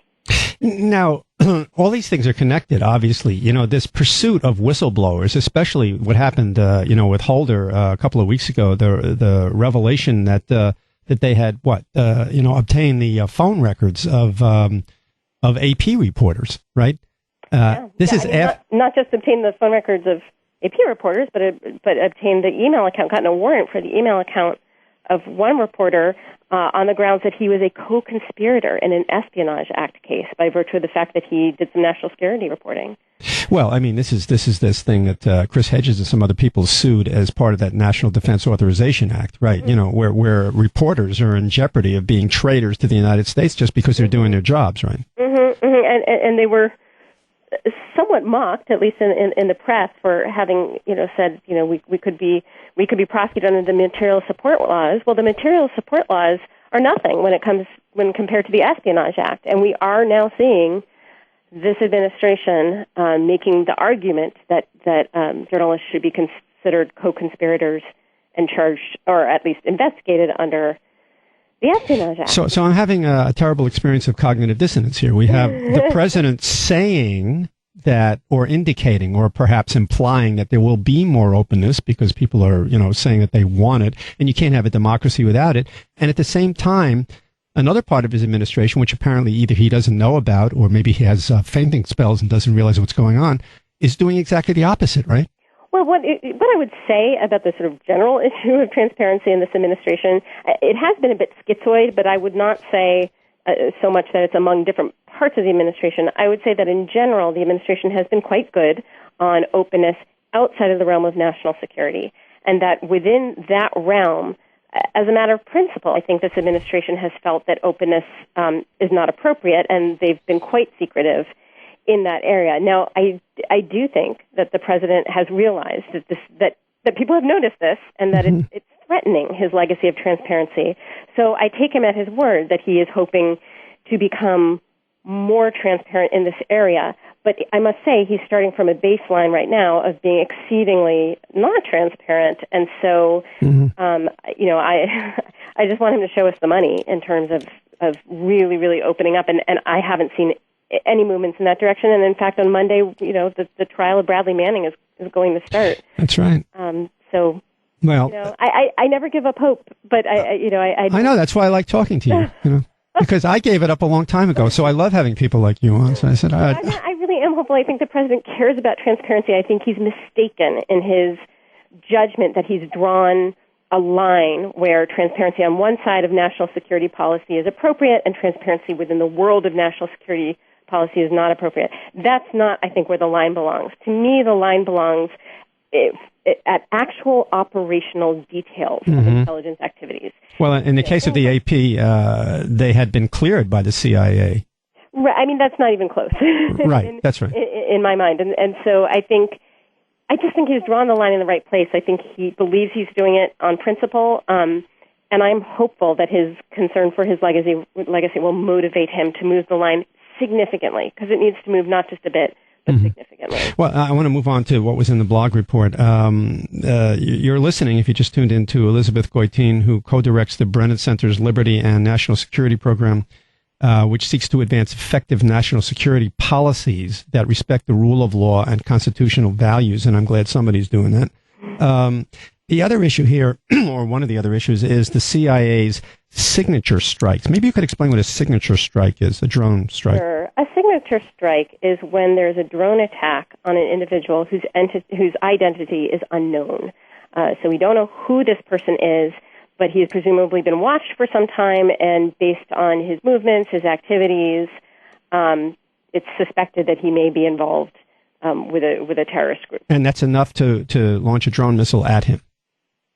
It's enough to launch a drone missile at him. And the question is, how much is known at the time? What is the standard of evidence? I mean, certainly in a traditional war, if you're on the battlefield and someone picks up a gun and, if someone wearing the other side's uniform picks up a gun and fights at you and shoots at you, you don't need to know his name to shoot back. So there's nothing inherently awful about targeting somebody whose identity is not known to you. What's worrisome is the vagueness of the standards. First of all, they're not public, but from what we know, from what's been reported, I should say, some of these people seem to be really quite low-level foot soldiers at most, may or may not be low-level foot soldiers, who almost certainly would not be targeted through traditional warfare if we didn't have drones, and if there were, in fact, any risk to the United States in targeting that person. Well, I mean, they'll tell you that it's not, and it's true, it's not a traditional war, as, there's the Japanese uniforms, the German uniforms, the Russian, whatever it is. It's not a traditional war anymore, and they'll tell you they have to fight it with non-traditional, weapons and policies. But did they have a profile? Does the CIA, or who conducts a lot of these strikes, do they have a profile of who that they might suspect? Who is a suspicious person? I mean, a male, a 15-year-old, what is it? I hope they at least have a profile. I mean, I hope it's not as arbitrary as I don't like the way that guy looks. But not surprisingly, if they do have a profile, it has not been made public. I have enough faith in the integrity of this administration that it's not just anyone who looks dodgy, that they do in fact have a profile that I hope involves some standards, but from the reports, it appears to be vaguer than it really should be. And it needs to be sharpened up and opened up to people. Like people need to know who it is they consider to be, an actual dangerous enemy, right? And why? Yeah. I mean, with a tool like drones are such a dangerous tool because it is so. I mean, aside from the fact that they kill people, but it is so tempting to deploy them in any case of doubt, to just resolve any doubt in favor of just dropping the bomb or the whatever it is. Missile, launching the missile. Yes, it's a missile. Yeah. Because it's almost costless. Now, of course, it's not costless in the sense that people in Pakistan don't like this. People in Yemen don't like this. This is making enemies for us, but it's already making enemies for us, and I think that's understood. That's been considered an acceptable cost. And so I'm not sure that cost is limiting our use of drones as much as it really should be. So that's what's so dangerous about them, and that's why, if anything, I think the bar for knowing exactly who it is that you're targeting, or knowing, or the certainty with which you know that person is in fact a combatant, should be higher, if anything, in drone strikes than with conventional warfare. And the attending part of this is that the President and Attorney General have said that outside areas of active hostilities, drone strikes will be conducted only against targets that pose, quote, a continuing imminent threat to U.S. persons, and only when capture is not feasible. That's kind of a setup. I mean, most of the time, these people are not going to it's not going to be feasible for, the United States to capture somebody in some remote part of Yemen, right? Well, it might be feasible, and it might well be feasible. It might well be that the threat is not imminent if either of those words were interpreted to have their regular English language meaning. The problem with those terms and with those parameters is that we know through a white paper that has been publicly disclosed, through an administration white paper, that those terms have been interpreted in such an expansive manner, so that imminence really just means we're pretty sure he's a terrorist, and terrorists tend to strike whenever they can, and so we're going to assume that this terrorist is planning to strike us, and we're going to assume that we won't have a better chance to get him. And also, he can't be in any way reasonably expected to be captured. And the feasibility, too, that's the other term, feasibility of capture. That just means, is there an undue cost to the United States to try to capture him? Well, what is that? What's an undue cost? Is it we might lose someone in the operation? Well, that's always a risk in war. Well, I mean, if you expand the view on this camera as you're looking on the whole situation, obviously the costs, there are costs that are much larger and different than just, I'm not saying, I shouldn't say just, but I mean the loss that these are volunteer soldiers, especially special operations troops who do these kinds of things, professional soldiers who know the risks, right? But the larger cost of just setting, as you mentioned before, to just launching these drone missiles. I mean, what is it? Several hundred people now, wedding parties, funeral parties, children working in fields have been blown up by these drones. Yeah. Right. Yeah, I mean, there are lives on both sides of the equation. Yeah, that's what I get that. Yeah. So, then we get to Guantanamo, and I had somebody on actually last week. I think it was last week or the week before. Lieutenant Colonel David Fracht. Do you know him? Yeah, sure. Yeah, so he was on, and he was an extremely good guest. He was on for like almost an hour. A lieutenant colonel in the JAG Corps, and he was explaining how in great detail, in legal detail, clearly how the president could pick up the phone, call up Eric Holder, and say, go over to the 1st District there, and submit this, get these waivers, and send these guys. He can do it with a phone call. Today, in the paper, you may have read it, an op-ed piece in the Times by Joe Nocera about force-feeding being torture. Right? And the whole world, apparently, everybody in the world considers force-feeding torture and what goes on down in Guantanamo. And the president, what did he say at the National Defense University? What did he say about Guantanamo? Well, he said he was going to try again to close it, and he was going to redouble his efforts. He said he had tried to close it, and Congress had prevented him from doing that.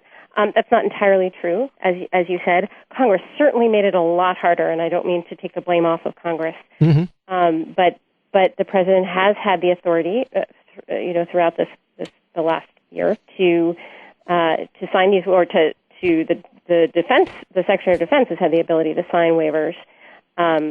That of the requirements. So Congress basically threw up all these hurdles to transferring the detainees to third countries, but they can be waived, or at least some of them. Right, and these waivers, problematic ones, and these people have been cleared by the president's top security people, right? Most of the people at Guantanamo have been cleared. And so, let me see if this is really true, because I made a whole speech about this after listening to David Fracht, and he really seems to know obviously what he's talking about. He represented somebody that he got off and all. He can pick up the phone, tell me if I'm wrong here now, and call up Eric Holder and say, I know it's the weekend, Eric, but get your people down there right now and get these over to the court Monday morning when it opens. File these things so we can get these people back home, because they're not a threat to the United States anymore. They're in despair. Maybe they're on a hunger strike. They're out of their minds down there. They've been tortured, some of them. I want them out of here because it's the right thing to do. Can he do that? Well, I don't know if it's as simple. I don't know if you can pick up the phone. I don't know the logistics of it, but I do know that national security waivers can be granted, and I presume it's not a tremendously burdensome or time-consuming process to actually sign one of these waivers. Well, I shouldn't say that. I mean, there needs to be a certain attestation and information provided to Congress. Not all of the requirements can be waived. So it's really not as simple as picking up the phone, but it can be done. That's the point. It can be done. And if the president is really committed to closing Guantanamo, you would assume he would do it. And what's so confusing is that not only has he not issued a single national security waiver, but he didn't mention it in the speech when he's presumably talking about all the options that are available to him and every option he's going to pursue now. And he doesn't mention this one option that he's had all along and hasn't exercised. So it's really, kind of head-scratching. When you say confusing and head-scratching, I know that you're not a pop psychologist or a psychic, like I am. You're an attorney. You're at the Brennan Center. You're nonpartisan. Can you possibly imagine, or would you prefer not to say, can you imagine why it is he wouldn't do this? Or are we wandering into other territory here? I actually don't mind speculating from time to time, and that's what this would be. It would be speculation. Okay. I guess there may be concern that if somebody is released through a national security waiver and then that person is believed to have engaged in terrorism at some point in the future, that there could be some fallout from that, and that could be politically very bad. Politically very bad. Yes, for the administration.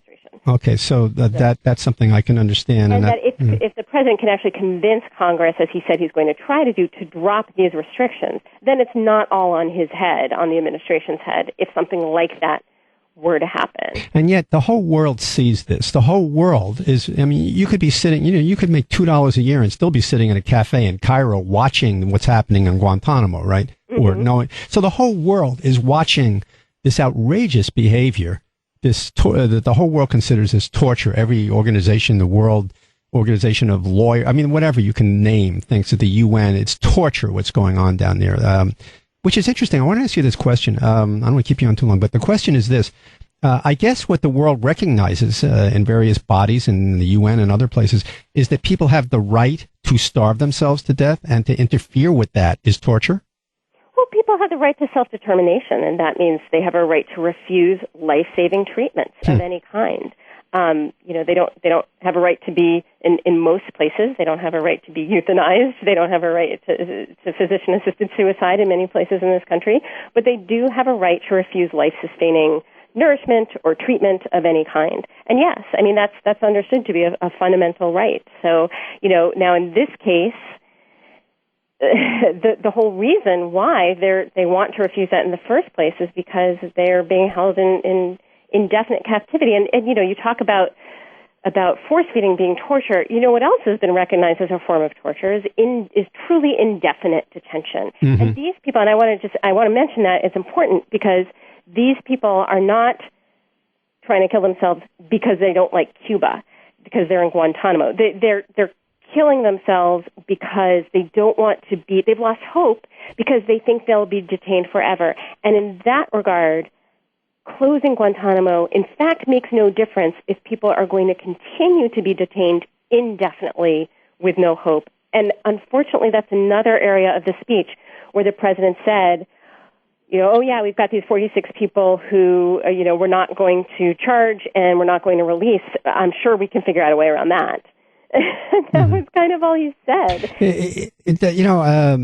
When I've had people on here before, other lawyers and people. There was someone I think named Leonard Gold. I'm not sure of his name, but I've had other lawyers who represented people down there, and I had somebody else on, and I've heard people tell me this is a tough one to figure out. These people who they can't charge, and one of the reasons they can't charge a lot of these people who they really do know or believe, they say have the evidence, are terrorists, and I'm willing to believe that some of them really are bad guys. They can't bring a lot of them to trial because they got the evidence from torturing them, or confessions, or whatever, from torturing them, or the evidence was obtained in some illegal manner. So these people are in the weirdest Bermuda Triangle legally that I think this country has ever seen. I mean, what would be the resolution for this legally? Well, I mean, the actual legal resolution for it, if you can't use evidence, you can't use evidence. So you bring them to trial and you can't use evidence, they would be released then, right? Well, if literally all of the evidence against them came from torture, yes, that's true. We've heard a lot. It reminds me a bit of the ticking time bomb in the torture argument. People go to this extreme scenario, but we have no evidence that in fact is the scenario. And in fact, that there are people who the entirety of the case against them comes entirely from what was said under torture. I mean, if that's the case, it's probably not very good evidence anyway. No, I think they probably do have other evidence, but they should bring it to court, right? Right. Bring it to court with the evidence they have. If they have enough evidence that's reliable because it wasn't gained through torture to prosecute, great. If all of their evidence comes from torture, it's not reliable anyway. So it's really, and there are other issues apparently with some of these people that, for example, the only charge that can be brought against them is material support for terrorism. Mm-hmm. And prior to 2001, material support was not a crime over which the courts had jurisdiction overseas. So for people whose acts occurred before the reason they're there is because of things they did before 2001, we don't have the statutory authority to prosecute them. Well, guess what? When people have done things that are fairly terrible, but it's not against the law when they did it, we don't lock them up and hold them forever. That's not the answer. But the whole world sees this. That people in this country look at it. I mean, we have people in this country who are, I was a probation officer for a long time in New York State. And I was in and out of different, like the worst jails in the state, and interviewed people, and it was a tough job. And these were like major felonies. I interviewed a lot of really bad people. The people who I interviewed who had rap sheets as long as telephone books, right, and had committed all kinds of assaults and rapes and murders and everything like that. These people were granted far more rights than the people down there are. And the world looks at this. You know what? I have some cynical political advice for the president. This is really cynical. So you'll have to maybe cover your ears, right? Yeah, I can't wait. Okay. You know what? The president has thousands of people at his disposal who he uses all the time to commit illegal acts where they murder people and assassinate people all over the world. This has been going on for a long time. He has special ops troops and black operatives and everything.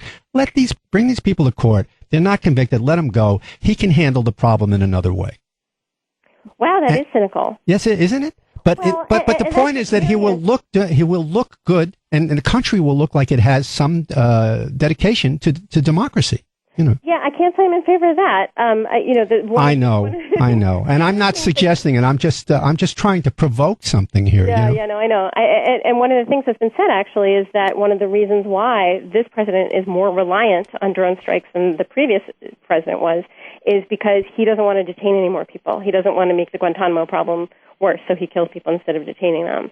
Well, you could. I'm not expressing an opinion on that because I really think that is I understand. Speculation.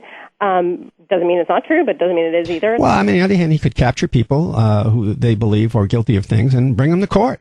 Isn't that the solution? Yeah, or people are undoubtedly being turned over to the government in Afghanistan to hold them, and other countries. We're relying on other countries to capture people for us and hold them for us, and that's not necessarily a better scenario for those people, depending on where they're being captured and held. Because those countries also have fine traditions of democracy. It's really the alternatives are those kinds of alternatives are not a solution either. I know. I'm just the reason I ask these questions or make these statements sometimes is just to sort of point out the absurdity of not adhering to our own long traditions of justice and democracy. Well, I have a friend who's in the military, and he said, and he genuinely meant this. He said, you know what? If they're really that dangerous, if these are people who their very existence on the face of the earth is so threatening to our country, shoot them all. If not, let them go. I guess that's what I was just trying to say. Something about it that was kind of refreshing. That's what I was trying to say. Yeah, All right. So the last thing in the blog was homegrown terrorism, right? Mm-hmm. Can you address that real quickly? Yeah. So the one of the sort of new threats or new permutation of the threat that the president talked about was the issue of people who, to put it in quotes, self-radicalize in this country and become violent, through the teachings of Al-Qaeda, I guess, or people who are affiliated with Al-Qaeda. This is in the wake of the Boston Marathon bombing. Of course, this is on everyone's minds. The reality is in this country that the numbers show you that this has been really a very, very, very small threat in this country. But really, thankfully so. I mean, it's a bigger threat in other parts of the world and in Europe. And so we've been quite fortunate. But a couple of the things that the president said about how we're going to deal with this threat going forward were a little bit worrisome. I mean, he talked about, prevailing on the Muslim community to identify people who are beginning to drift towards violence and who are becoming more extreme. And, it's not just a question of First Amendment freedoms that belief is completely protected in this country. It's also a matter of the science behind radicalization. And the fact of the matter is this has been studied. It has been studied by lots of people, by lots of governments.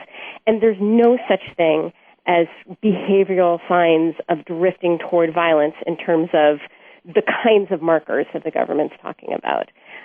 It just doesn't work. Try to, people who are kind of spouting offensive or radical beliefs are not necessarily any more likely to turn to violence than people who aren't and who one day pick up a gun. So it's not No, if that was the case, Bill O'Reilly and Rush Limbaugh would be in Guantanamo right now.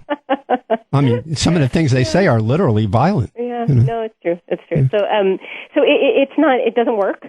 There's absolutely no evidence that the kind of sort of looking for people who are saying things we should be worried about is a way to spot terrorists, or an effective way to spot terrorists. It diverts resources, frankly, from paths that really could be more effective, which is looking for indicators of criminal activity that is underway. And it is a certain kind of racism to suggest that an entire community has the responsibility.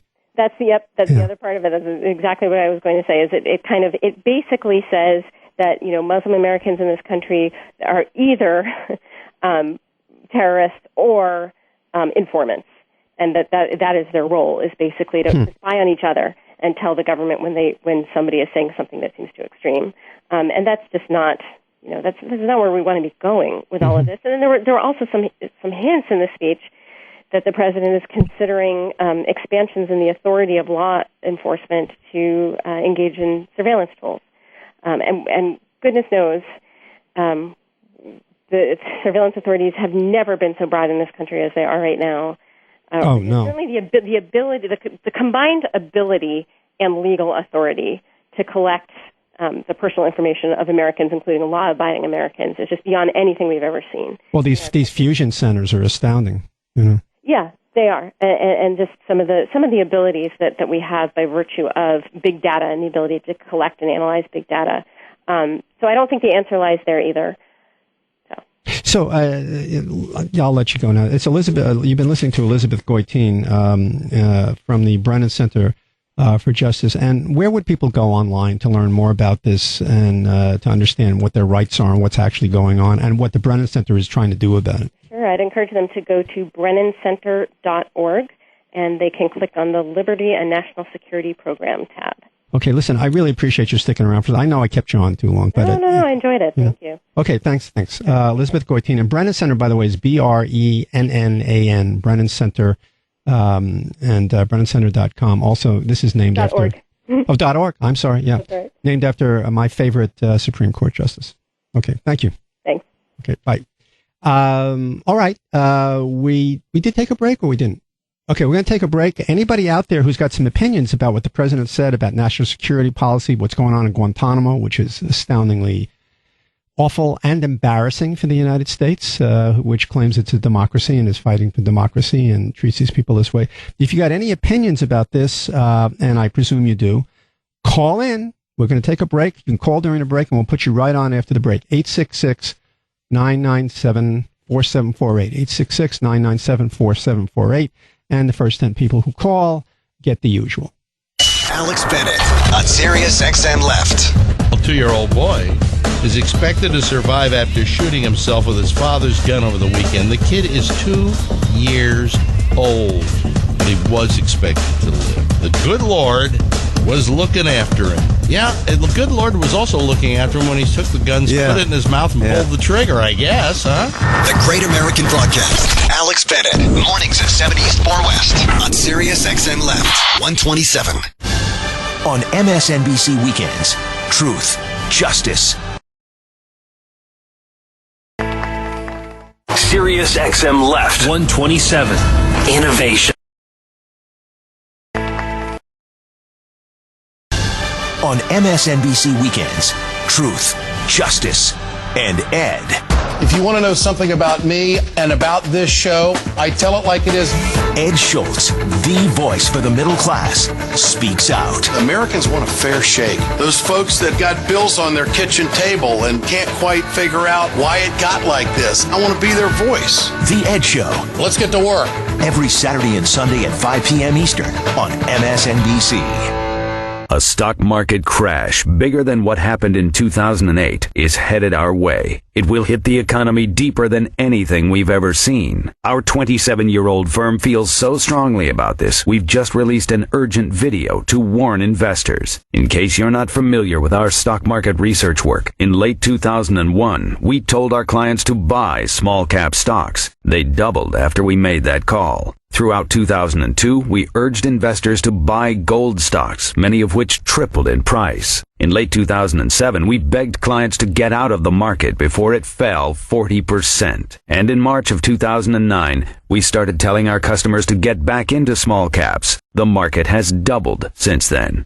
Get our next major stock market prediction now at direwarningforinvestors.com. That's direwarningforinvestors.com. Go to www.direwarningforinvestors.com. Ice House America, the leader in automated ice vending, is pleased to introduce Iceborne, a franchise model based on our revolutionary technology. Fully automated Iceborne units dispense fresh ice on demand, and our smart ice remote management system makes it ideal for multi-unit owners. For a limited time, we're waiving the initial franchise fee, making Iceborne's low startup and operating costs even better.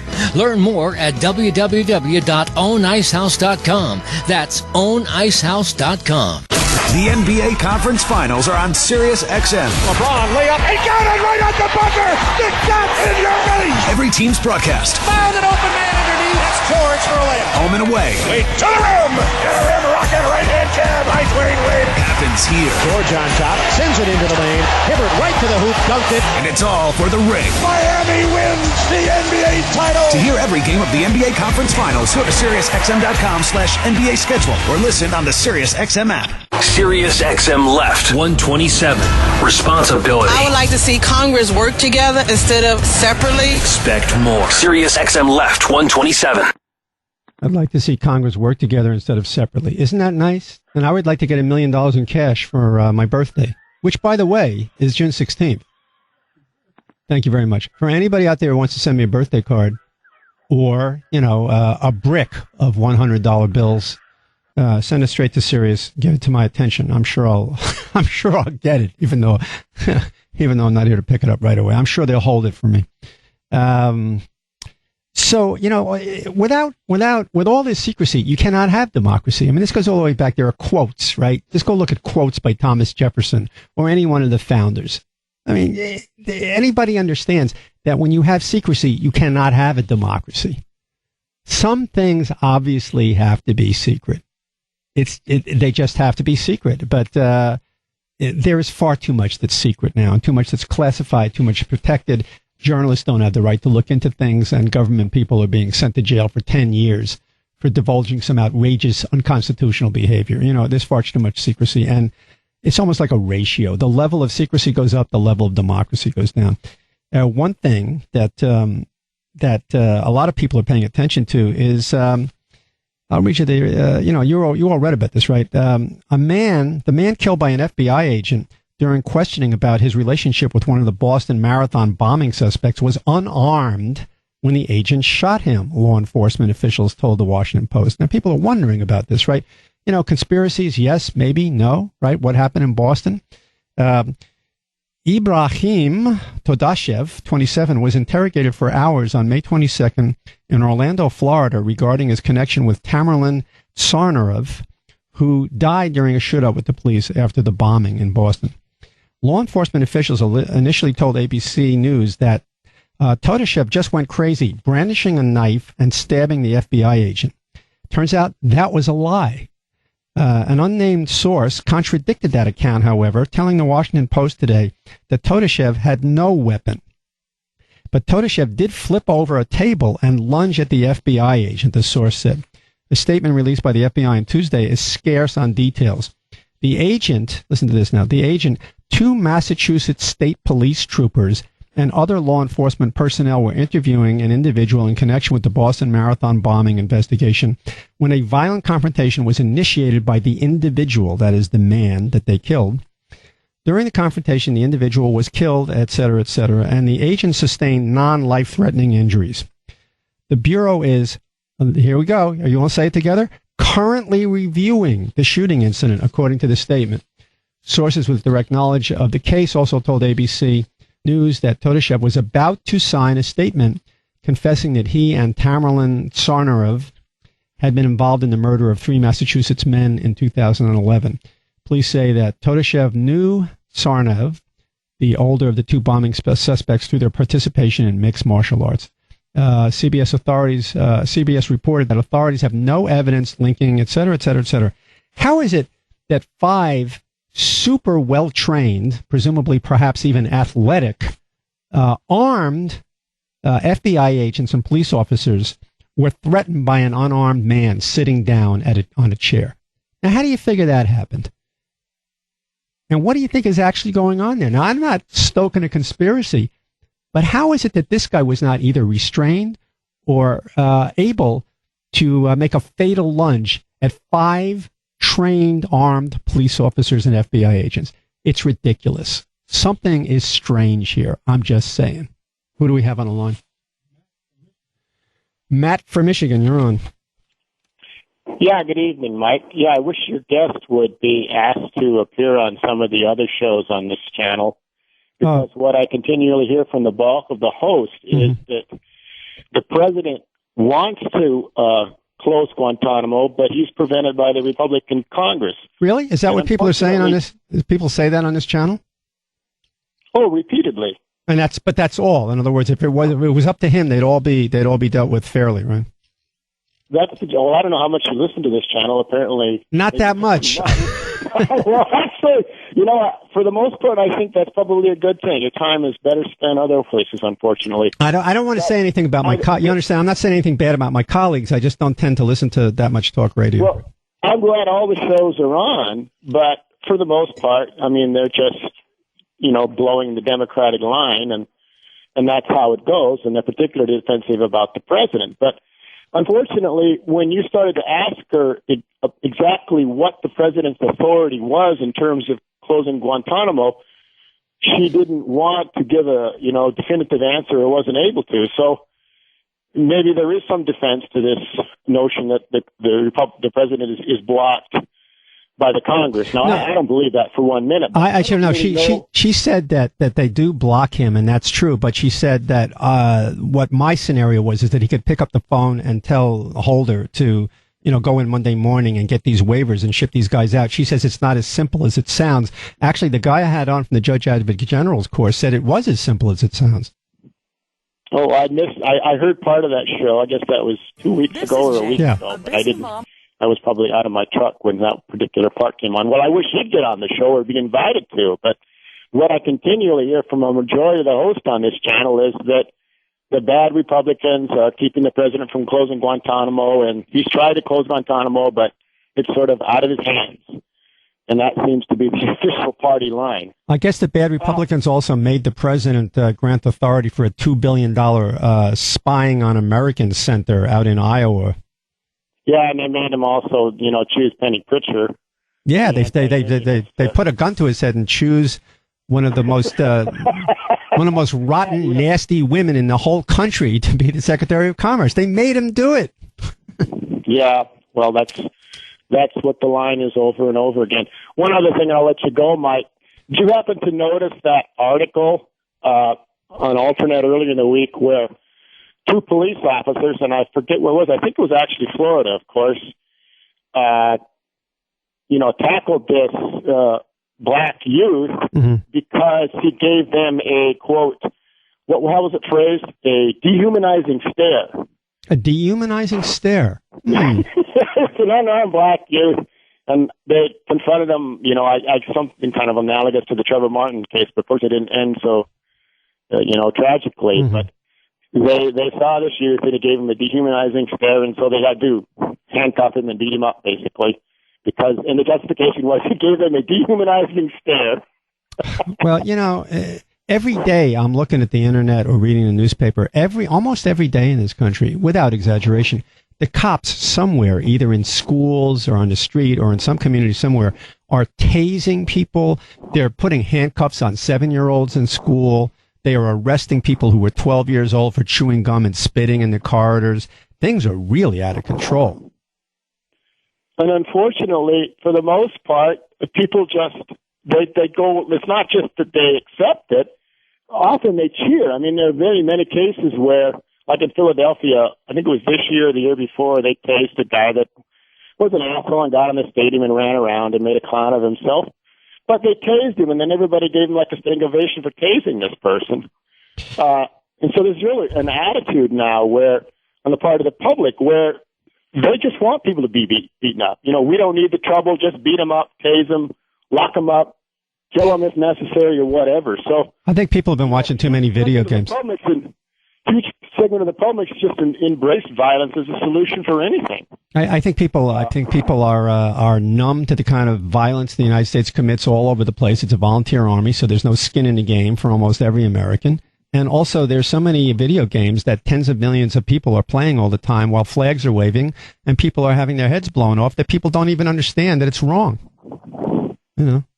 Well, that's part of it, but I also think that the lousy economy and just the decline of the middle class is really abetting this embracing of violence, because their lives are more or less crappy, and it's getting worse and worse. And this is what all of a sudden there's a jackass that's making a fool of himself on the stadium, and somehow by getting hold it. I'm sorry, we're right up at the end of the hour. We're both going to get cut off automatically in 20 seconds. I'm sorry. No, that's not your fault. Thanks for calling me. Right. Okay. Yeah. What happens is it cuts off automatically. Like, I'll show you how it works. All right. So today, I'm walking down the street and it's a beautiful day. I bring my camera out. Now watch, it's just going to cut me off automatically. It hates me. And I take some beautiful pictures. And then what I really wanted to tell you was, Mark Thompson on Sirius XM Left. Mark Thompson. We can stop terrorism, but we're helpless against the NRA. Stop Al Qaeda, but we can't stop the NRA. You could get Osama bin Laden, but you can't stop the NRA. I'm going to tweet that. That's heavy. We can stop Al Qaeda, but we can't stop the NRA. Look at that. That is a profound statement. That's the thought for the day, you all. Make it plain with Mark Thompson.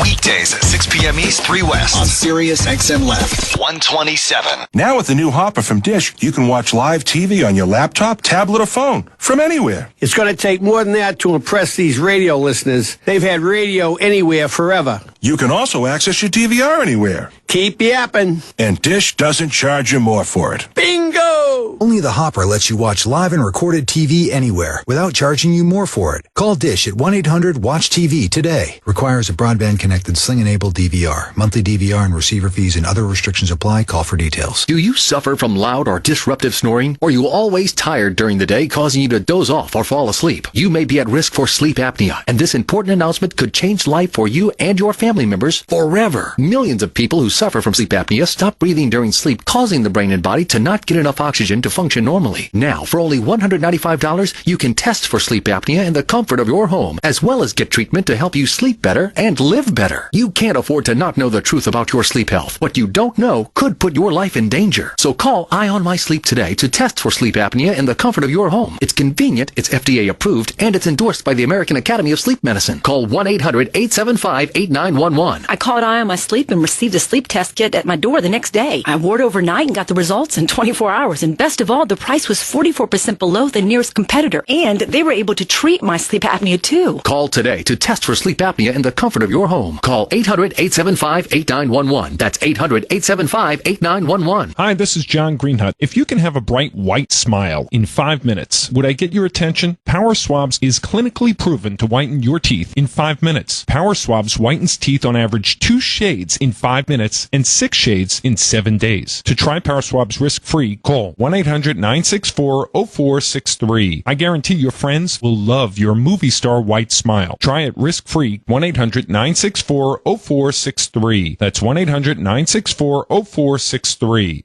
Studio 54 Radio is now easier to find on Channel 54. Hear classic dance, disco, DJ mixes from the original Studio 54 DJs Jellybean Benitez, Robbie Leslie, and Tony Smith. Plus exclusive interviews with the artists, celebrities, and personalities that helped define one of the most famous periods in music history. The first club that you could really look upon as defining a particular decade. Studio 54 Radio is now on Channel 54 and on the Sirius XM app. Sirius XM Left 127. Accountability. Some people here in Washington don't want to discuss anything. Expect more. Sirius XM Left 127. AP Radio News. I'm Ed Donahue. There is a lot of cleanup around Oklahoma City following the latest round of severe weather. There is tornado damage and flooding from heavy rain. At least 9 people were killed. Homes outside small-town Union City, Oklahoma were smashed. It was really scary because it seemed like the tornadoes just kept coming, reforming. A tornado destroyed Glenda Keeler's home. But it's just a house. Nobody was here. Nobody got hurt. It also tossed aside vehicles on the route leading into the town. The severe weather unwelcome in the Sooner State. A tornado had ripped through nearby Moore, killing 24 in late May.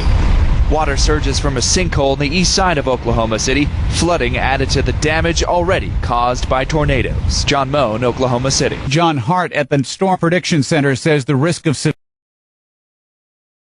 You qualify. The number to Mississippi River and are expected to crest in the coming days.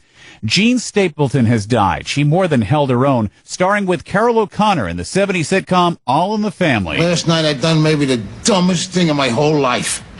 Are you sure you've lived a long time? O'Connor's character lovingly called Stapleton's Edith Bunker Dingbat. Jean Stapleton died in New York of natural causes. She was 90.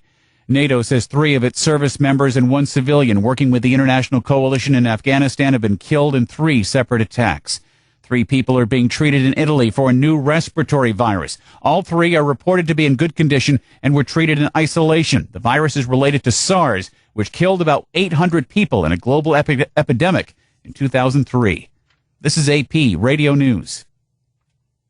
The father of Ann Sullivan, one of the firefighters killed fighting a motel fire in Houston, says she died doing what she loved. The AP's Jamie Stengel is in Houston. He said that being a firefighter was something that had been her dream since she graduated from high school, and he had sort of gently tried to persuade her to maybe think of something a little less dangerous, perhaps being an EMT, but he said he knew that her heart was set on being a firefighter. 4 Houston firefighters were killed. 1 firefighter is in the hospital in critical condition. More than 100 people were at a memorial service in Kingston, New Hampshire for Nancy Lanza. Her son Adam shot and killed 20 first graders and 6 educators last year at Sandy Hook Elementary School in Newtown, Connecticut. Nancy Lanza was also shot and killed on that day. She grew up in New Hampshire. Newtown was the 2nd worst school shooting in U.S. history. I'm Ed Donahue, AP Radio News. Okay, we're back. This is Mike Fader, Sirius XM Left 127. One more time for those of you tuning in, just joining the show. I spoke about this at 5 o'clock. There's been a deficiency in this audience. I don't want to be the one to point this out, but there is a flaw in some of the listeners. Some of you have not bought my new book. I know this. I have my sources. I am a member of the New York City Fusion Center. We sit there, Goldman Sachs and I and the FBI. We know what you're doing. You didn't buy my book. So it's, what can I tell you? It's a really good book. You will read this book and it's, I give you like you will actually probably laugh out loud. You may actually cry. It's not just funny. It's tragic. And give me a break, will you? This is the trouble working with a live audience, man. You get hecklers.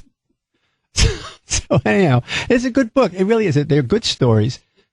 And, this man read the book. He knows what he's talking about. He wouldn't lie to you. And, and if you want to figure out what the book is about and you want to see actually a kind of a fun sort of video I made, an interesting video, a major motion picture, 2 minutes and 42 seconds long. I did a YouTube video along with my co-director and producer who lives out west. And we put it together. It's on YouTube right now. And so if you want to find out about the book and see a sort of an interesting, funny video I did, complete with music and all kinds of interesting graphics, it's go to YouTube and then put in A Long Swim Upstream. That's the title of the book, A Long Swim Upstream by Mike Fader. There's another reason you should buy the book. If you work here 5 days a week, you could make a living. People who do a show 5 days a week make a living here. On-air hosts. You work here one night a week or one day a week. You do one shift like I do. And, all due respect to Sirius. I mean, I love everybody here, especially in the management, but they don't pay you a lot here. And how do I make a living? I actually, I write partially for a living. So, help me out. You don't want me applying for food stamps, do you? Being a socialist? No, you don't want that. All right. So another thing we're open for calls now, right? We're open for business. The bar is open here.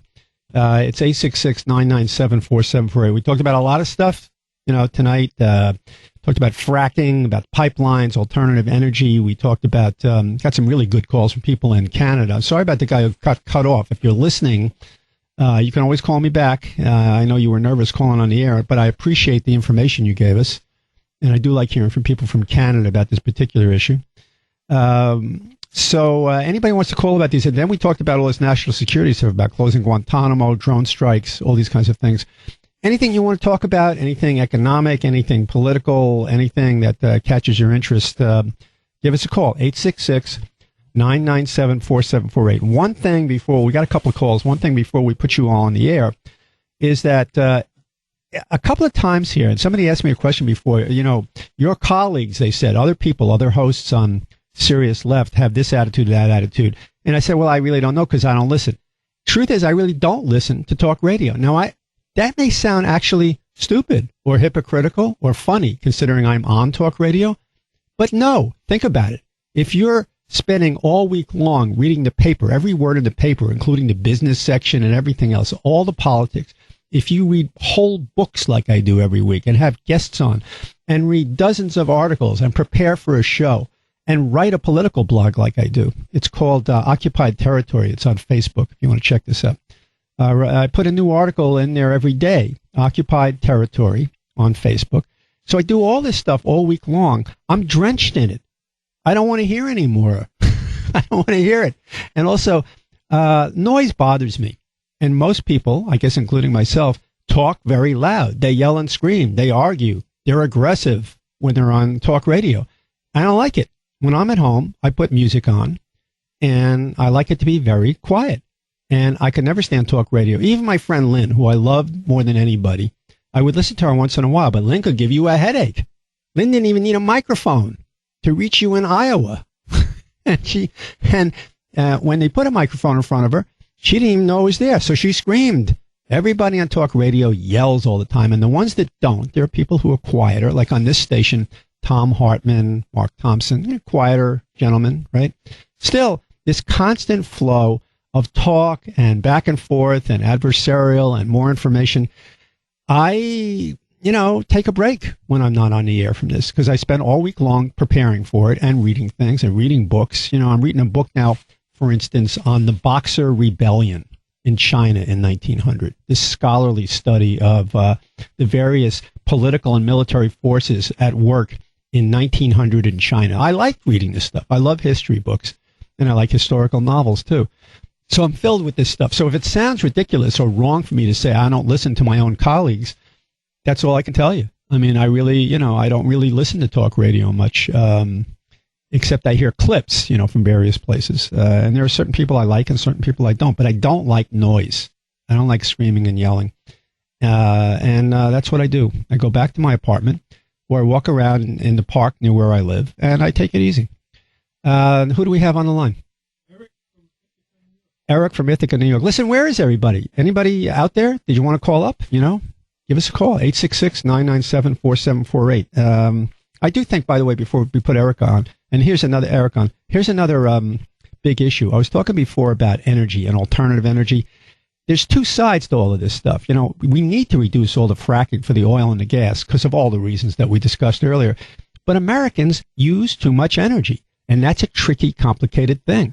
I mean, I'm coming to you on the radio, even in this studio that I'm broadcasting from, there's a huge amount of energy being sucked into this studio. There must be 25 big machines in here, video terminals, all kinds of recorders, equipment to relay, to link up to the broadcasting antennas to the satellites. I mean, this place is loaded with machinery. I'm probably getting my brain cells fried, what remain of them anyhow.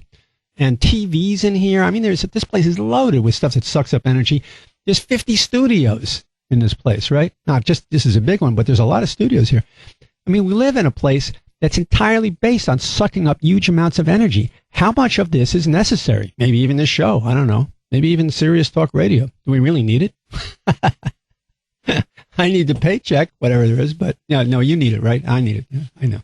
I went too far. Okay, so, but I think Americans use too much energy. There's too many devices and too many things that suck up energy that have to be charged. What do you think is charging? When you plug something into the wall, it's energy you're using. Air conditioners are on now. Cars we're driving. All this stuff. Do we really need 5,000 night games in stadiums all over the country every minute? Do we need all this stuff? Do we have to buy 9/10 of the stuff we buy in this country that we get for Christmas or our birthdays that we spend extra money on? Do we really need it all? And it all uses energy. All right, who do we have? Eric, you're on, Eric. Hi, Mike. Yeah, you're there. Yeah, well, so first off, I believe the U.S. uses 20% of the world's energy, which is an awful lot. Mm-hmm. So there's that. On the Guantanamo thing, I didn't get to hear all of your guests, so she may have said this. The president is blocked by Congress in terms of transferring Guantanamo people to U.S. prisons. I think Congress had to say in that. There's some sort of legislation was passed. That's true. But he could expedite the transfer of these Yemeni people who've been cleared already back to Yemen. So he's not doing that. Obama loves, you know this, I'm not telling you anything, he loves to talk progressive and walk regressive. I mean, that's the shtick. It's been the shtick since healthcare. It's been the shtick right through the last speech he made about ending the global war on terrorism, which won't happen because the United States controls 70% right of the arms trade in the world. So we'd subvert our economy if we actually started to think about having a peacetime economy. We'd have to go through a revolution. Well, yeah, sure. So basically not killing people is bad for business. Right, exactly. Yeah, so there's that. Then the last thing I want to say, I have to get going, is that, the Democrats use the Republicans as an alibi. I mean, it's always the crazy Republicans, when in fact both parties are in the hip pocket of corporate America. And while there are some differences, I do not think fundamentally there are significant differences. And I think that shows up in the kind of legislation we had after the 2008 crash. So I get tired of people, and a lot of your cohort on Sirius, I get tired of people still talking in terms of Democrats and Republicans as if bringing in the Democrats in the midterm elections, for example, is going to make any substantial difference in the way this country. Anybody who keeps talking about that, and I guess some people on this station do it. As I said, I don't really listen to the station. I mean, the only person I ever knew who was a talk radio person who listened to all the talk radio was Lynn Samuels. She loved talk radio. But I know that most of the people on this station don't listen to other people on talk radio. But you take a place like some people who speak here, some people who talk like on NPR. You get people who are on MSNBC. It's so tedious and boring and dishonest to go on and on and on about the Republicans. I mean, it's like a gigantic chasm is opening under their feet, and it's called reality, and they would drag us all down into it if we listened to them. It's not about them or them. It's about all of them together being a corporate entity and then the rest of us. Yes, I mean, I agree with you 100%. So what we get on the news is a kind of hallucinatory discourse. It's a discourse. Right. Good way to put it. With what is actually going on, it's a discourse that has to do just with itself. And it's a kind of narcissistic loop that keeps playing over and over again. So it does exhaust you. I'm sure it exhausts most of the American people if they listen to it too, because they're living at home with, with no jobs or bad jobs, without the social safety nets. I mean, people know when they're hurting, even if they don't know exactly the reasons why they're hurting. Yeah, I ceased watching MSNBC, and the last time I turned it on, I didn't have it on for like a couple of years, and I turned it on because I wanted to watch television coverage of the election. So I turned it on in October and November, right? And I was still so amazed to see, it's almost as if I was watching puppets or cyborgs programmed by the Democratic Party. I mean, it's so boring and dishonest to see these people who make millions of dollars a year blaming everything on another political party. It's like they're walking inside of a forest and trying to describe the trees. It's impossible. Fish cannot describe water. They swim in it.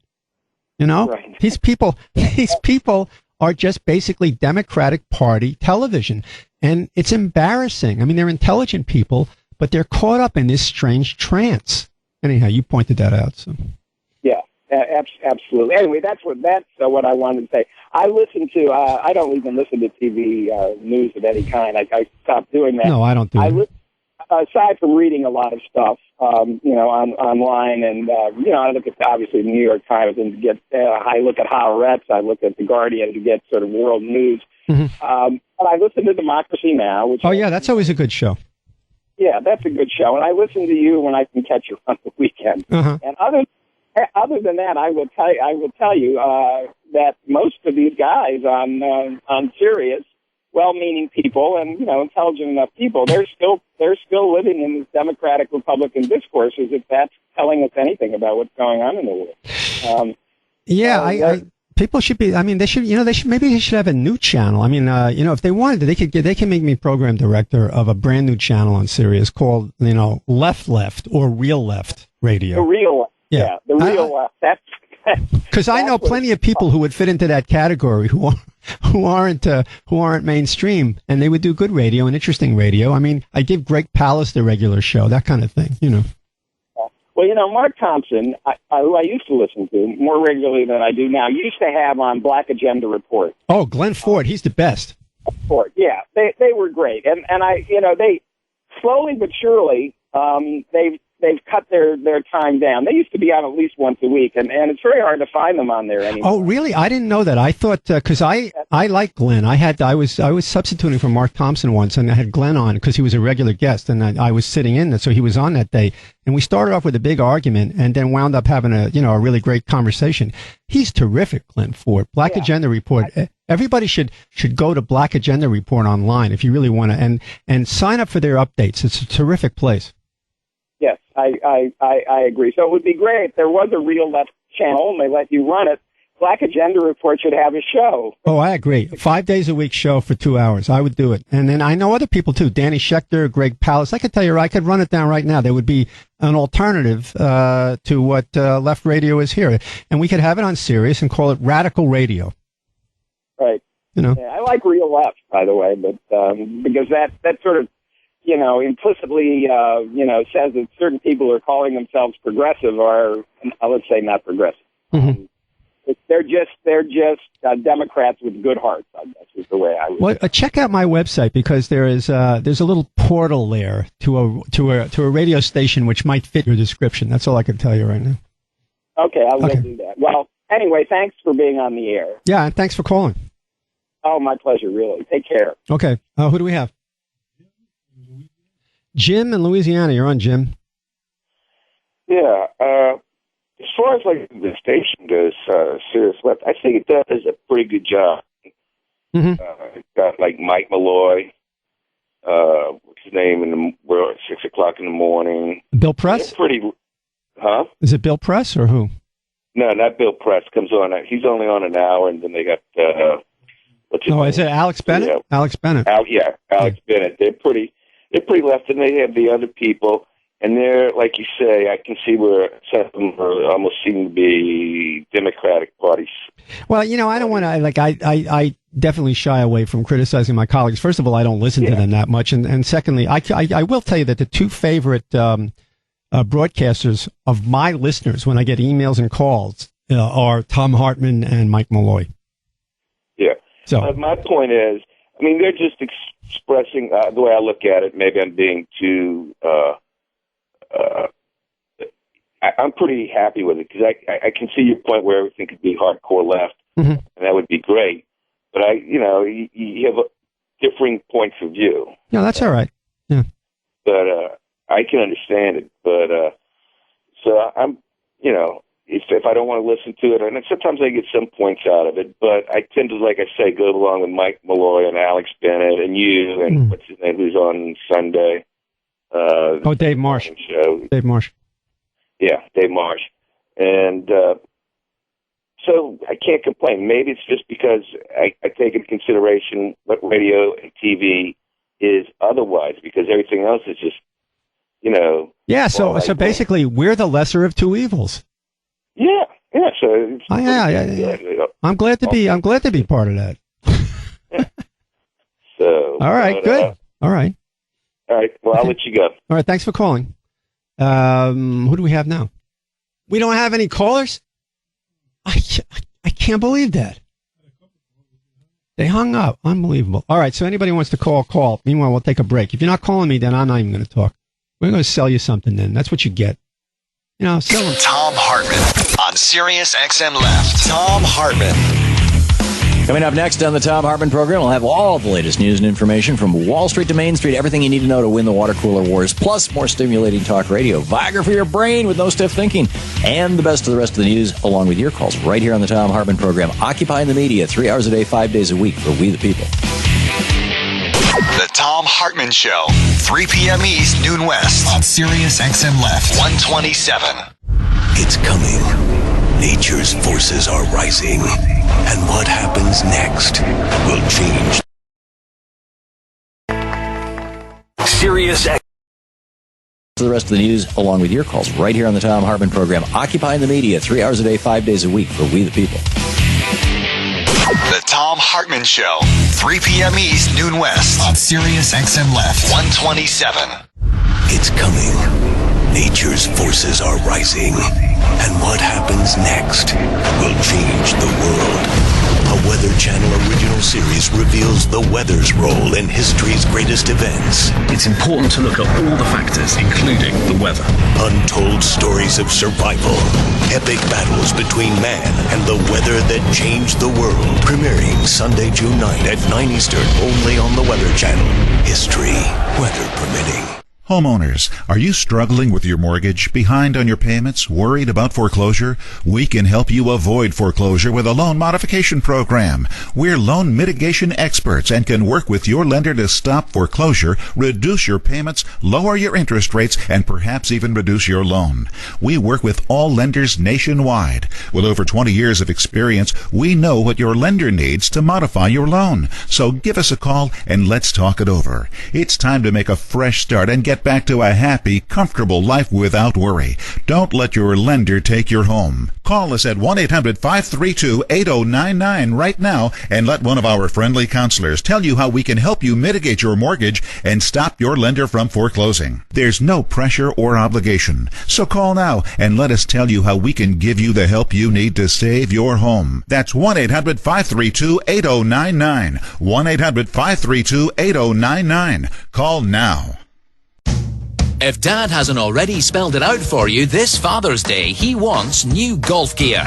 But don't worry, because the only word you need to remember to give Dad his day is Golfsmith. With exclusive Father's Day deals, gift-giving expertise, plus a huge selection of the latest and greatest clubs and accessories, Golfsmith is your destination for everything Dad. Because the gift that never stops giving is a better game. Give Dad his day, only at Golfsmith. Hi, I'm former Yankee Mike Stanton, and on August 18th, you can help strike out cancer at Yankee Stadium. Register today for the Runyon 5K, a unique run-walk that uses the stadium as its course. Explore the concourses, the ramps, and the stairs, and take your victory lap around the warning track that circles the field. All proceeds support innovative research funded by Damon Runyon Cancer Research Foundation. To find out more, visit damonrunyon.org/Yankee Stadium or call 212-455-0501. Sirius XM Left 127. Dissent. I would like to see Congress work together for the people. Expect more. Sirius XM Left 127. That's right. Expect more. Who knows what you'll get, but you should expect it. All right, who do we have? Patrick from Pennsylvania. You're on.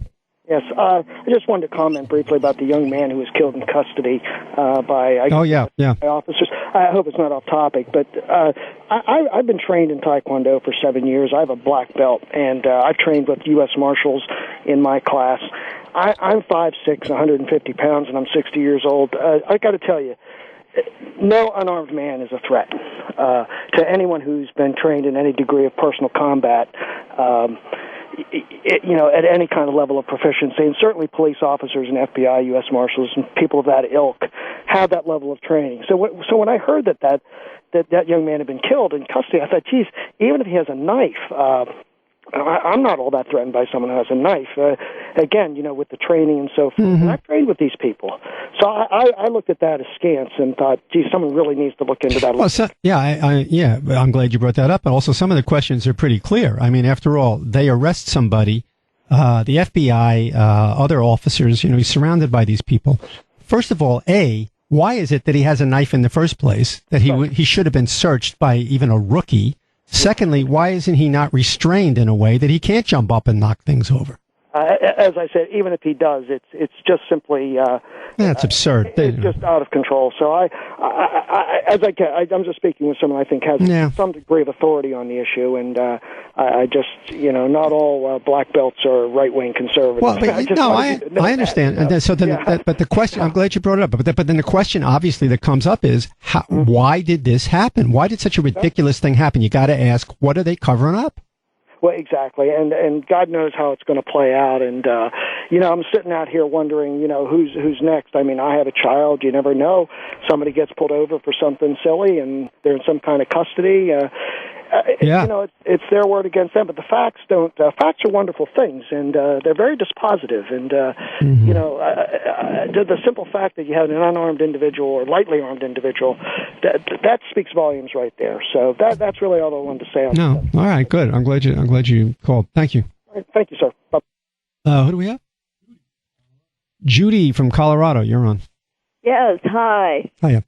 You mentioned Tom Hartman a few minutes ago, and I heard him say, I think last Monday, not on his show, which I listen to whenever I can, but it was on somebody else's show, and he just, came in miraculously somehow and made one statement, and he said there had just been a worldwide march against Monsanto, right, the world's leading chemical company, and nobody in the mainstream media was reporting on it. That's all he said. I am right now in the midst, right in front of me, working on a letter to the editor to my nearest town. I live way in the mountains in Colorado, so it's 15 miles to town, but this is real important. People do not realize, and evidently the information is being withheld from the public on purpose because Monsanto is so powerful, that our food is being poisoned. I personally have eaten organic almost 100% for about 40 years, but the general public does not know. And even WIC, Women, Infants, and Children, it's a USDA program for low-income families. Even the baby's formula has been found to contain genetically modified organisms, which are called generally GMOs. These are sometimes combinations of animal and plant genes, and so they're called by some people Frankenfood after Frankenstein. Mm-hmm. But this is a real important issue. Maybe you could speak about it. I'm going to no, I know there's plenty to say about this, and we are going to have guests on probably next week about this issue or the week after, because what Monsanto gets away with, it's what they're doing to the world. It's one of the, it may actually be up there now, possibly at the top of the most evil corporations on the face of the earth, worse than any kind of oil company or banking company. I mean, Monsanto, and not only that, they have corrupted the government to such an extent that it's beyond control. I mean, for instance, there was recently a bill passed. There was a rider added to a bill by one of the largest recipients of Monsanto's political largesse. Again, a senator, or was it a congressman? I think it's a senator, Roy Blunt from Missouri. And this guy gets more money from, large agricultural companies and chemical companies. Monsanto gives him more money than anybody else. He inserted in a bill something which protects Monsanto from being even investigated or any decision made against Monsanto. If somebody sues Monsanto in federal court, they have a get-out-of-jail-free card. There's something inserted in a farm bill recently by this guy who is paid by Monsanto, basically works for Monsanto, this senator from Missouri, and maybe the people in Missouri know about this. But he inserted something in a bill which passed, and it was not argued about at all in Congress, and the president signed this, which says that federal courts are not allowed to review certain violations of state law, which protects people, USDA and everything else, that Monsanto is actually exempt from federal law if they actually poison food or poison crops. I mean, this is how bad it gets. And Monsanto basically is protected against federal court jurisdiction.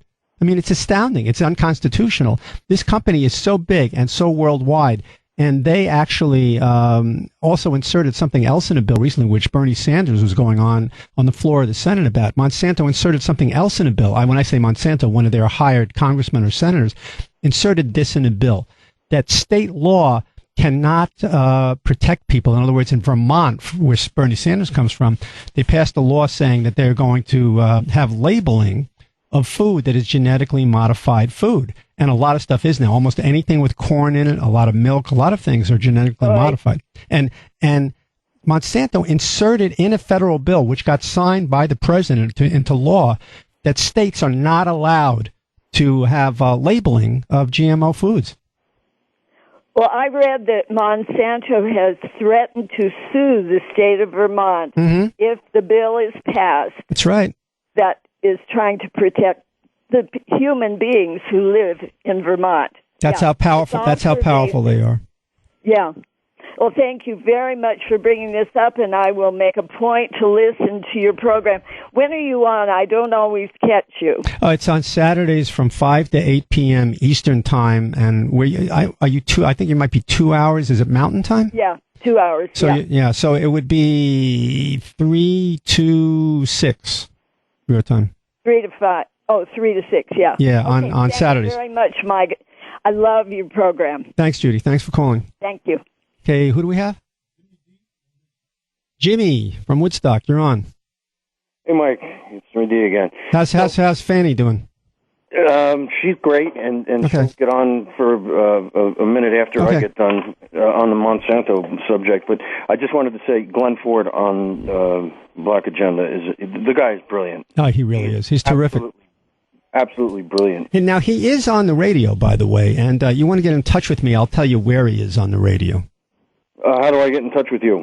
Just go to the website, Fader Files, Feder. Okay, Fader Files. Okay. And there's a way to contact me, and I'll tell you where you can hear him on the radio, even if he's not regularly on Mark's show anymore. I thought he was still on, but I guess not. I heard him last week, I think. Well, so maybe he still is regularly. I don't know, because he was a regular guest on there, and he should be. He should be, absolutely. Yeah. Mark can't carry that show by himself. Glenn Ford. Well, 5 days a week with a 2-hour show, it's tough, let me tell you. So, go ahead. Several things. I wanted to know more about your book. What's the title? It's called A Long Swim Upstream, and it's a book of autobiographical short stories. It sort of explains how I got to be the way I am. You know what I mean? And basically, the stories, the best part about them, as far as I'm concerned, is they're universal. They may be about certain extreme situations, or about marriage, about sex, girlfriends, about having kids, about being a kid, about various jobs I've had, odd, strange, interesting jobs. So it's all of this stuff. So my feeling about this book is that it's universal. If you read it, even if you grew up in a different place and didn't live this life, the themes, are about people or about jobs. So that's what it's about. Interesting. So I will check it out. I'm gonna check it out and help support your foundation. Absolutely, and support my foundation, and all the money goes to charity. That's me.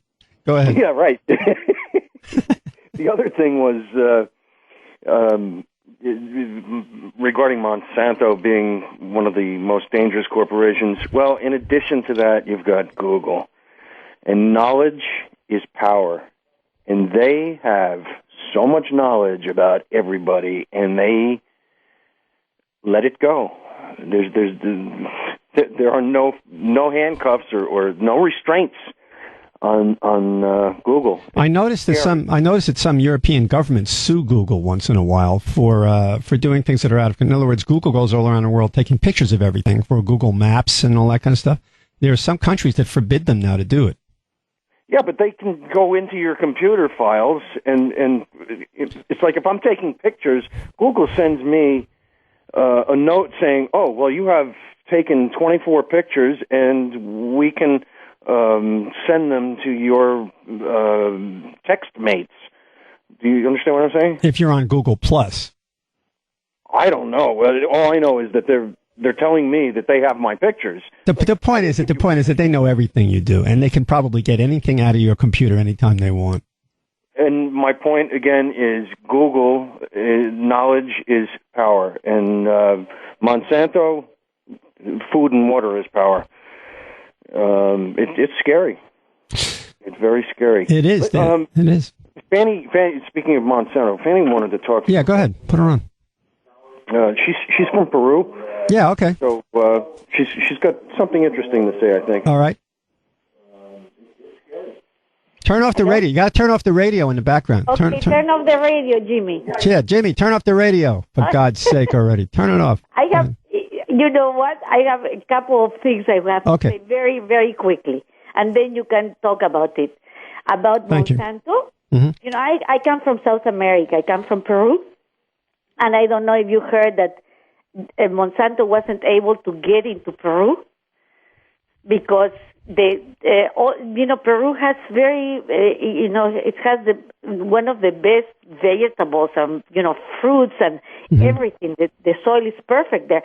And so all the restaurant owners go together and talk to the government and told them, if you do that, all the restaurants will suffer. Mm-hmm.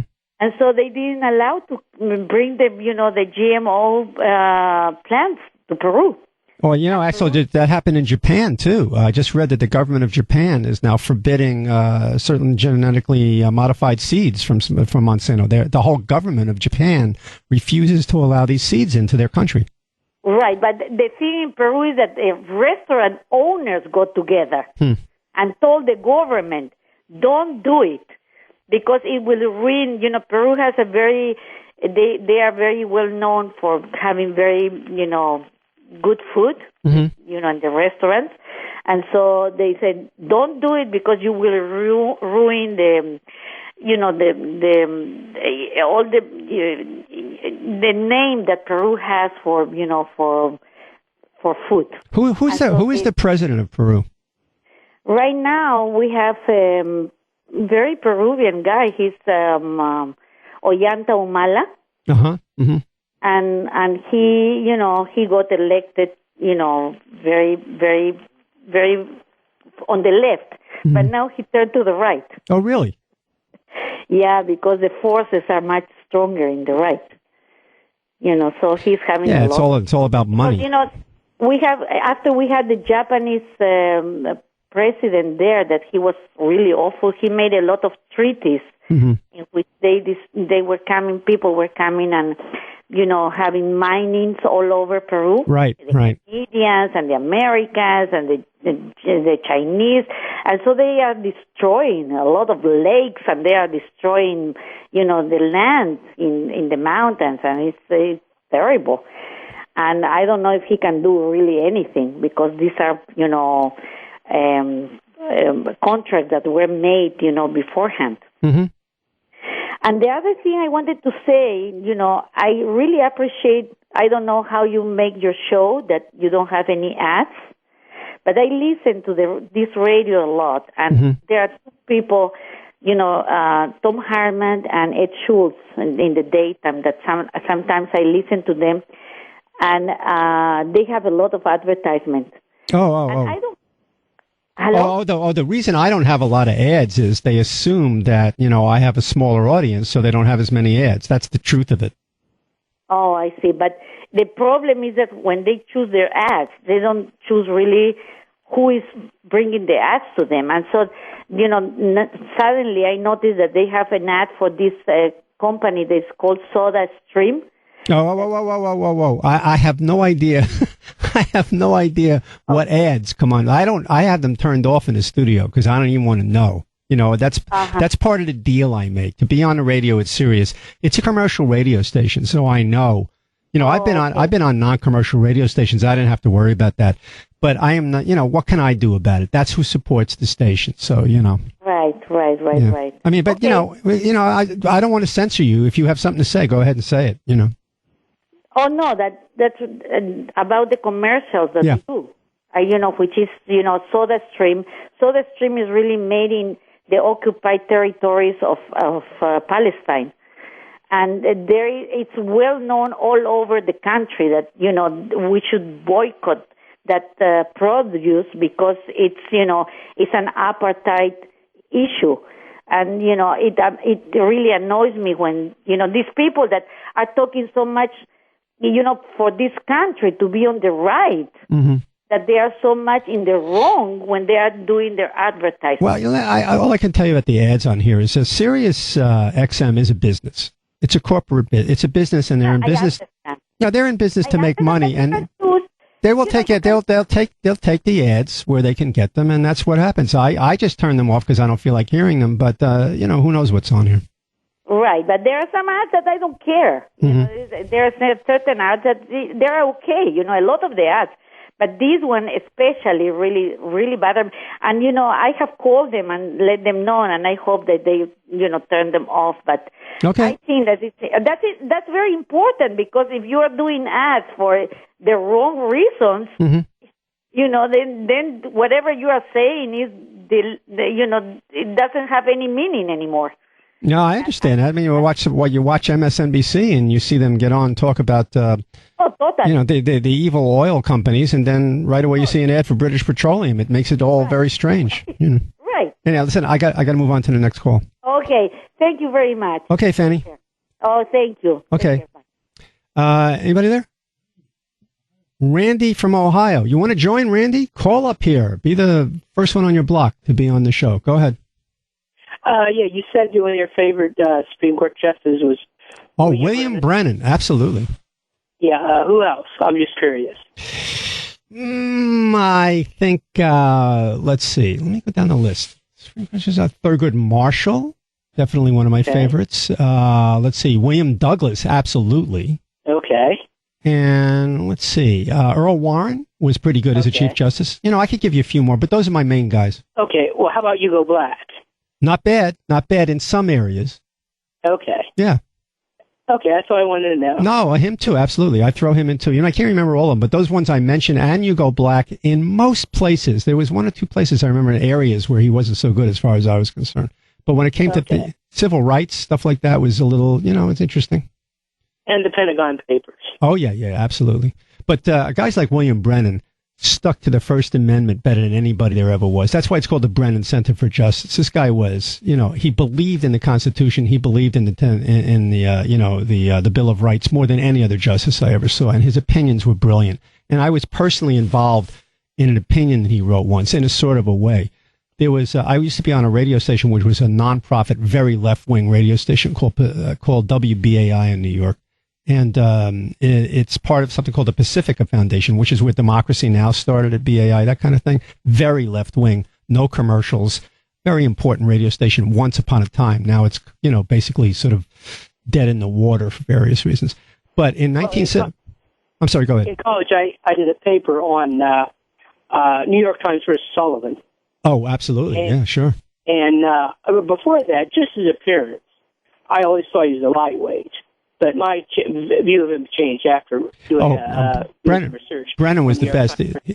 Yeah, and so what happened was on my station in 1974, one of the broadcasters on my station decided to, if you, in the old days, and still with terrestrial radio, the FCC controls it. So there were all kinds of, you weren't allowed to curse, you weren't allowed to discuss sex, blah, blah, blah, blah, blah. It was like, New England in 1680 or something.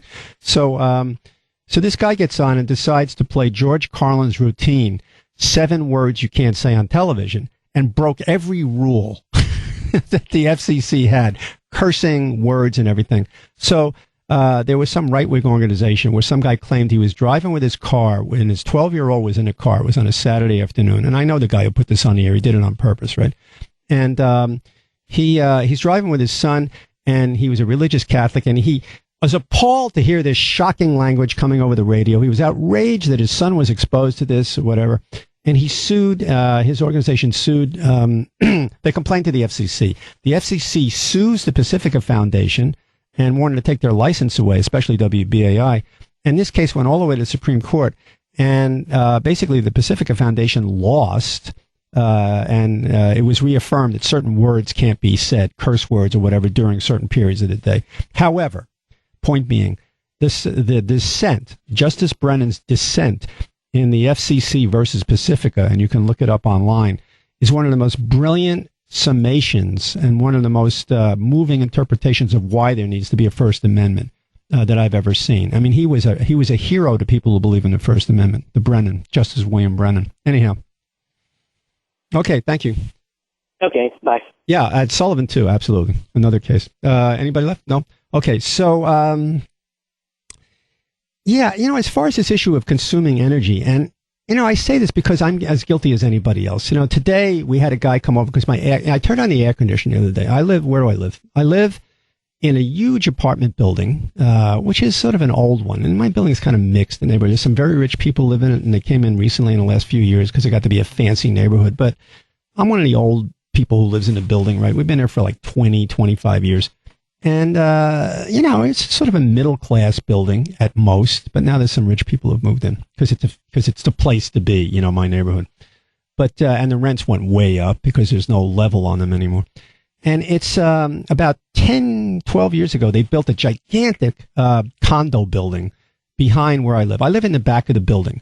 And there are businesses in this building, too. So to make a long story short, in the back of my building, I live in a kind of a well filled with, there's a cleaners, there's a drugstore, there's all kinds of, and they're pumping this exhaust crap into this alleyway, which comes right up to my window. I live on the 6th floor of this building, right? And I'm surrounded by gigantic towers of brick. I'm down in a well. There's no air, there's no light, and there's all these fumes, and it gets really crazy nasty, and the air back there is really poisonous. So we have an air conditioner, right? No, I'm not saying. So I bought this. It's a big air conditioner, uses up a lot of energy. So I turned it on the other day, and it turned itself off.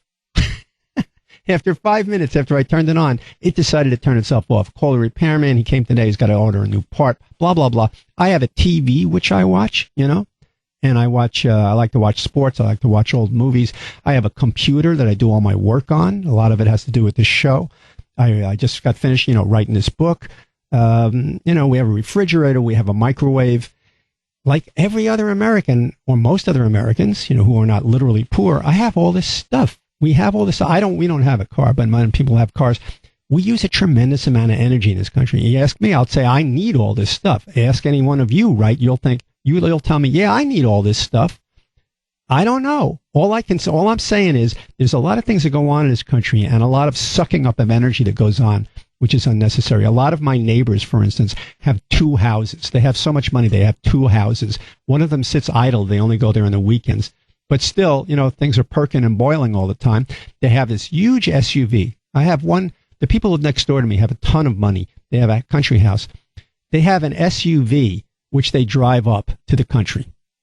It's 2 people. They don't have a big family. They don't have a business. They don't haul stuff, but they got to have a giant SUV. Half of Manhattan is filled with these giant SUVs, and there's only 2 people or 1 person riding in them. I mean, this country is addicted to energy and consumption, and this is one of the reasons why we're stuck on all this natural gas and oil.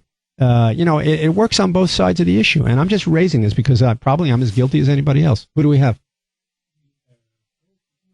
Joe from Illinois, you're on. Yeah, I was just listening to you saying that you were a fan of William Brennan. Oh yeah, and his defense of the First Amendment. What do you think about this IRS scandal and the First Amendment? I think that the people in the IRS who did this, I don't know who knew what or who knew what when. And my guess is that the president, I think that this president is somewhat incompetent at his job. And also, it's a gigantically large government. I'm not making excuses for him. The bottom line is I don't think that he knew they were doing this. I think maybe the director of the IRS knew that it was going on because he came from he was a temporary director of the IRS, the guy who recently quit. He came from that actual division that monitors charities and other organizations, tax-free, tax-exempt organizations, to pick on one group, to pick out groups that I think that said patriot in them or something like that. That is wrong. There were groups with patriot in their name. There were groups that were pro-Israel. There were groups that were pro-constitutional. I think what they were doing, it sounds like to me, is that there was some group within the IRS, and maybe it went to the top of the IRS, that was targeting, it sounds like, right-wing or, sort of conservative groups. That is just wrong. Just like the government, the FBI and other agencies of the government should never target, as they have done for decades, left-wing groups. The IRS has no right whatsoever. It's unconstitutional to target a right-wing group.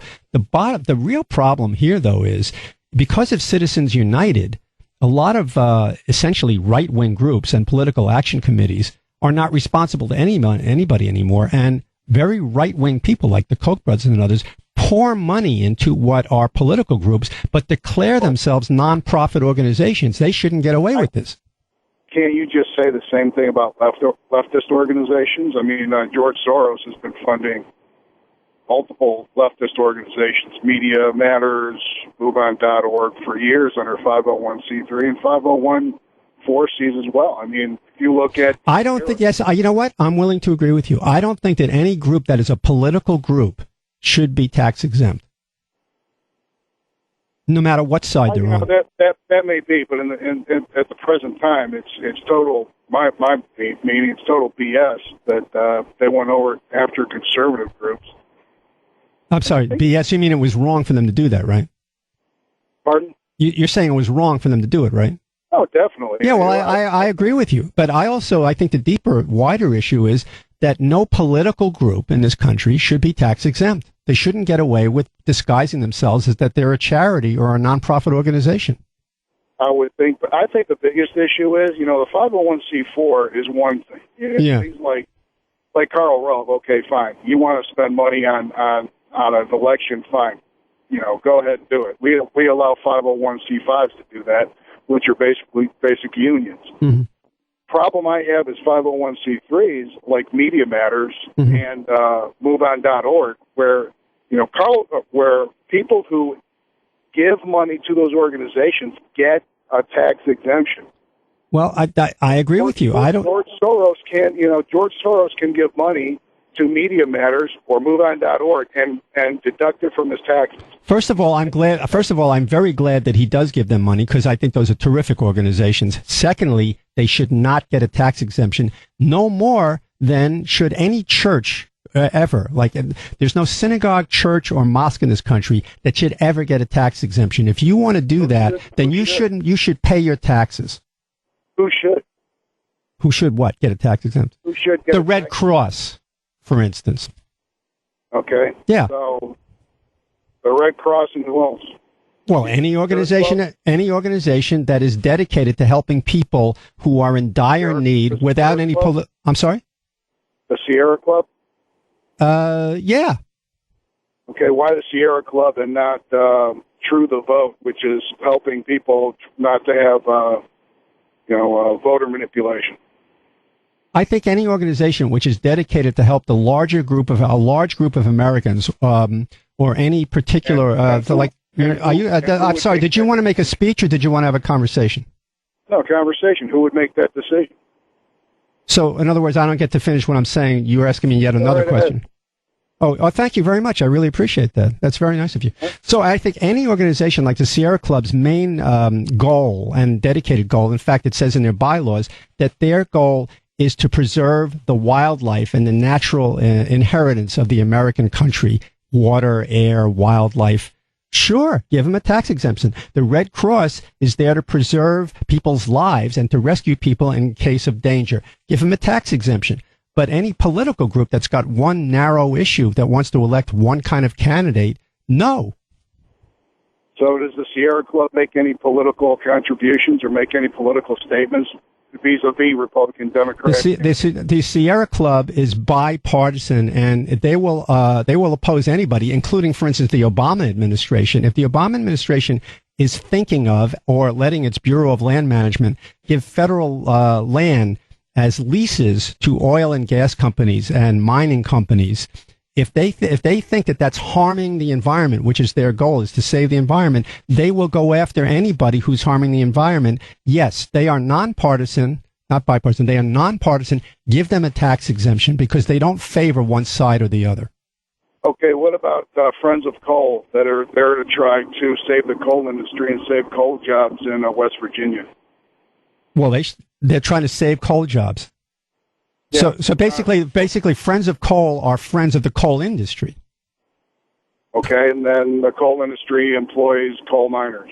Right. But so they employ a certain number of coal miners. Maybe it's 12,000, maybe it's 21,000 coal miners. Meanwhile, the coal companies are corrupting the government of West Virginia and destroying the lives of hundreds of thousands, if not millions of people, and destroying the whole environment. Yes, I would not give them a tax exemption. They are an employee of the coal companies.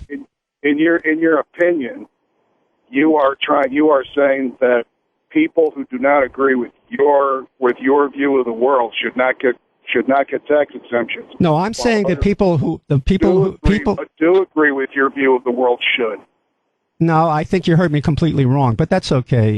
We all get older. We have hearing troubles. I heard you completely wrong. Okay, so I'll say it again. Yeah, what I'm saying is that any group like the Sierra Club or any group like, say, for instance, if there's a group in West Virginia who are not friends of the coal company, which is destroying Virginia and the people's lives in it, if there was in my opinion, are you kidding me? Did you ever see or read about what goes on in West Virginia? Do you really know what's going on in West Virginia?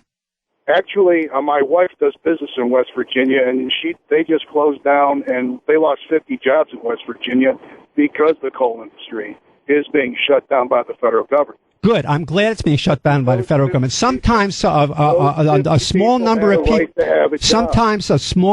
people have to pay inevitably and sadly the price so that hundreds of thousands or millions of other people can live decent lives. That's the way life works. And how are you going to provide electricity at an economical rate to this country without solar energy?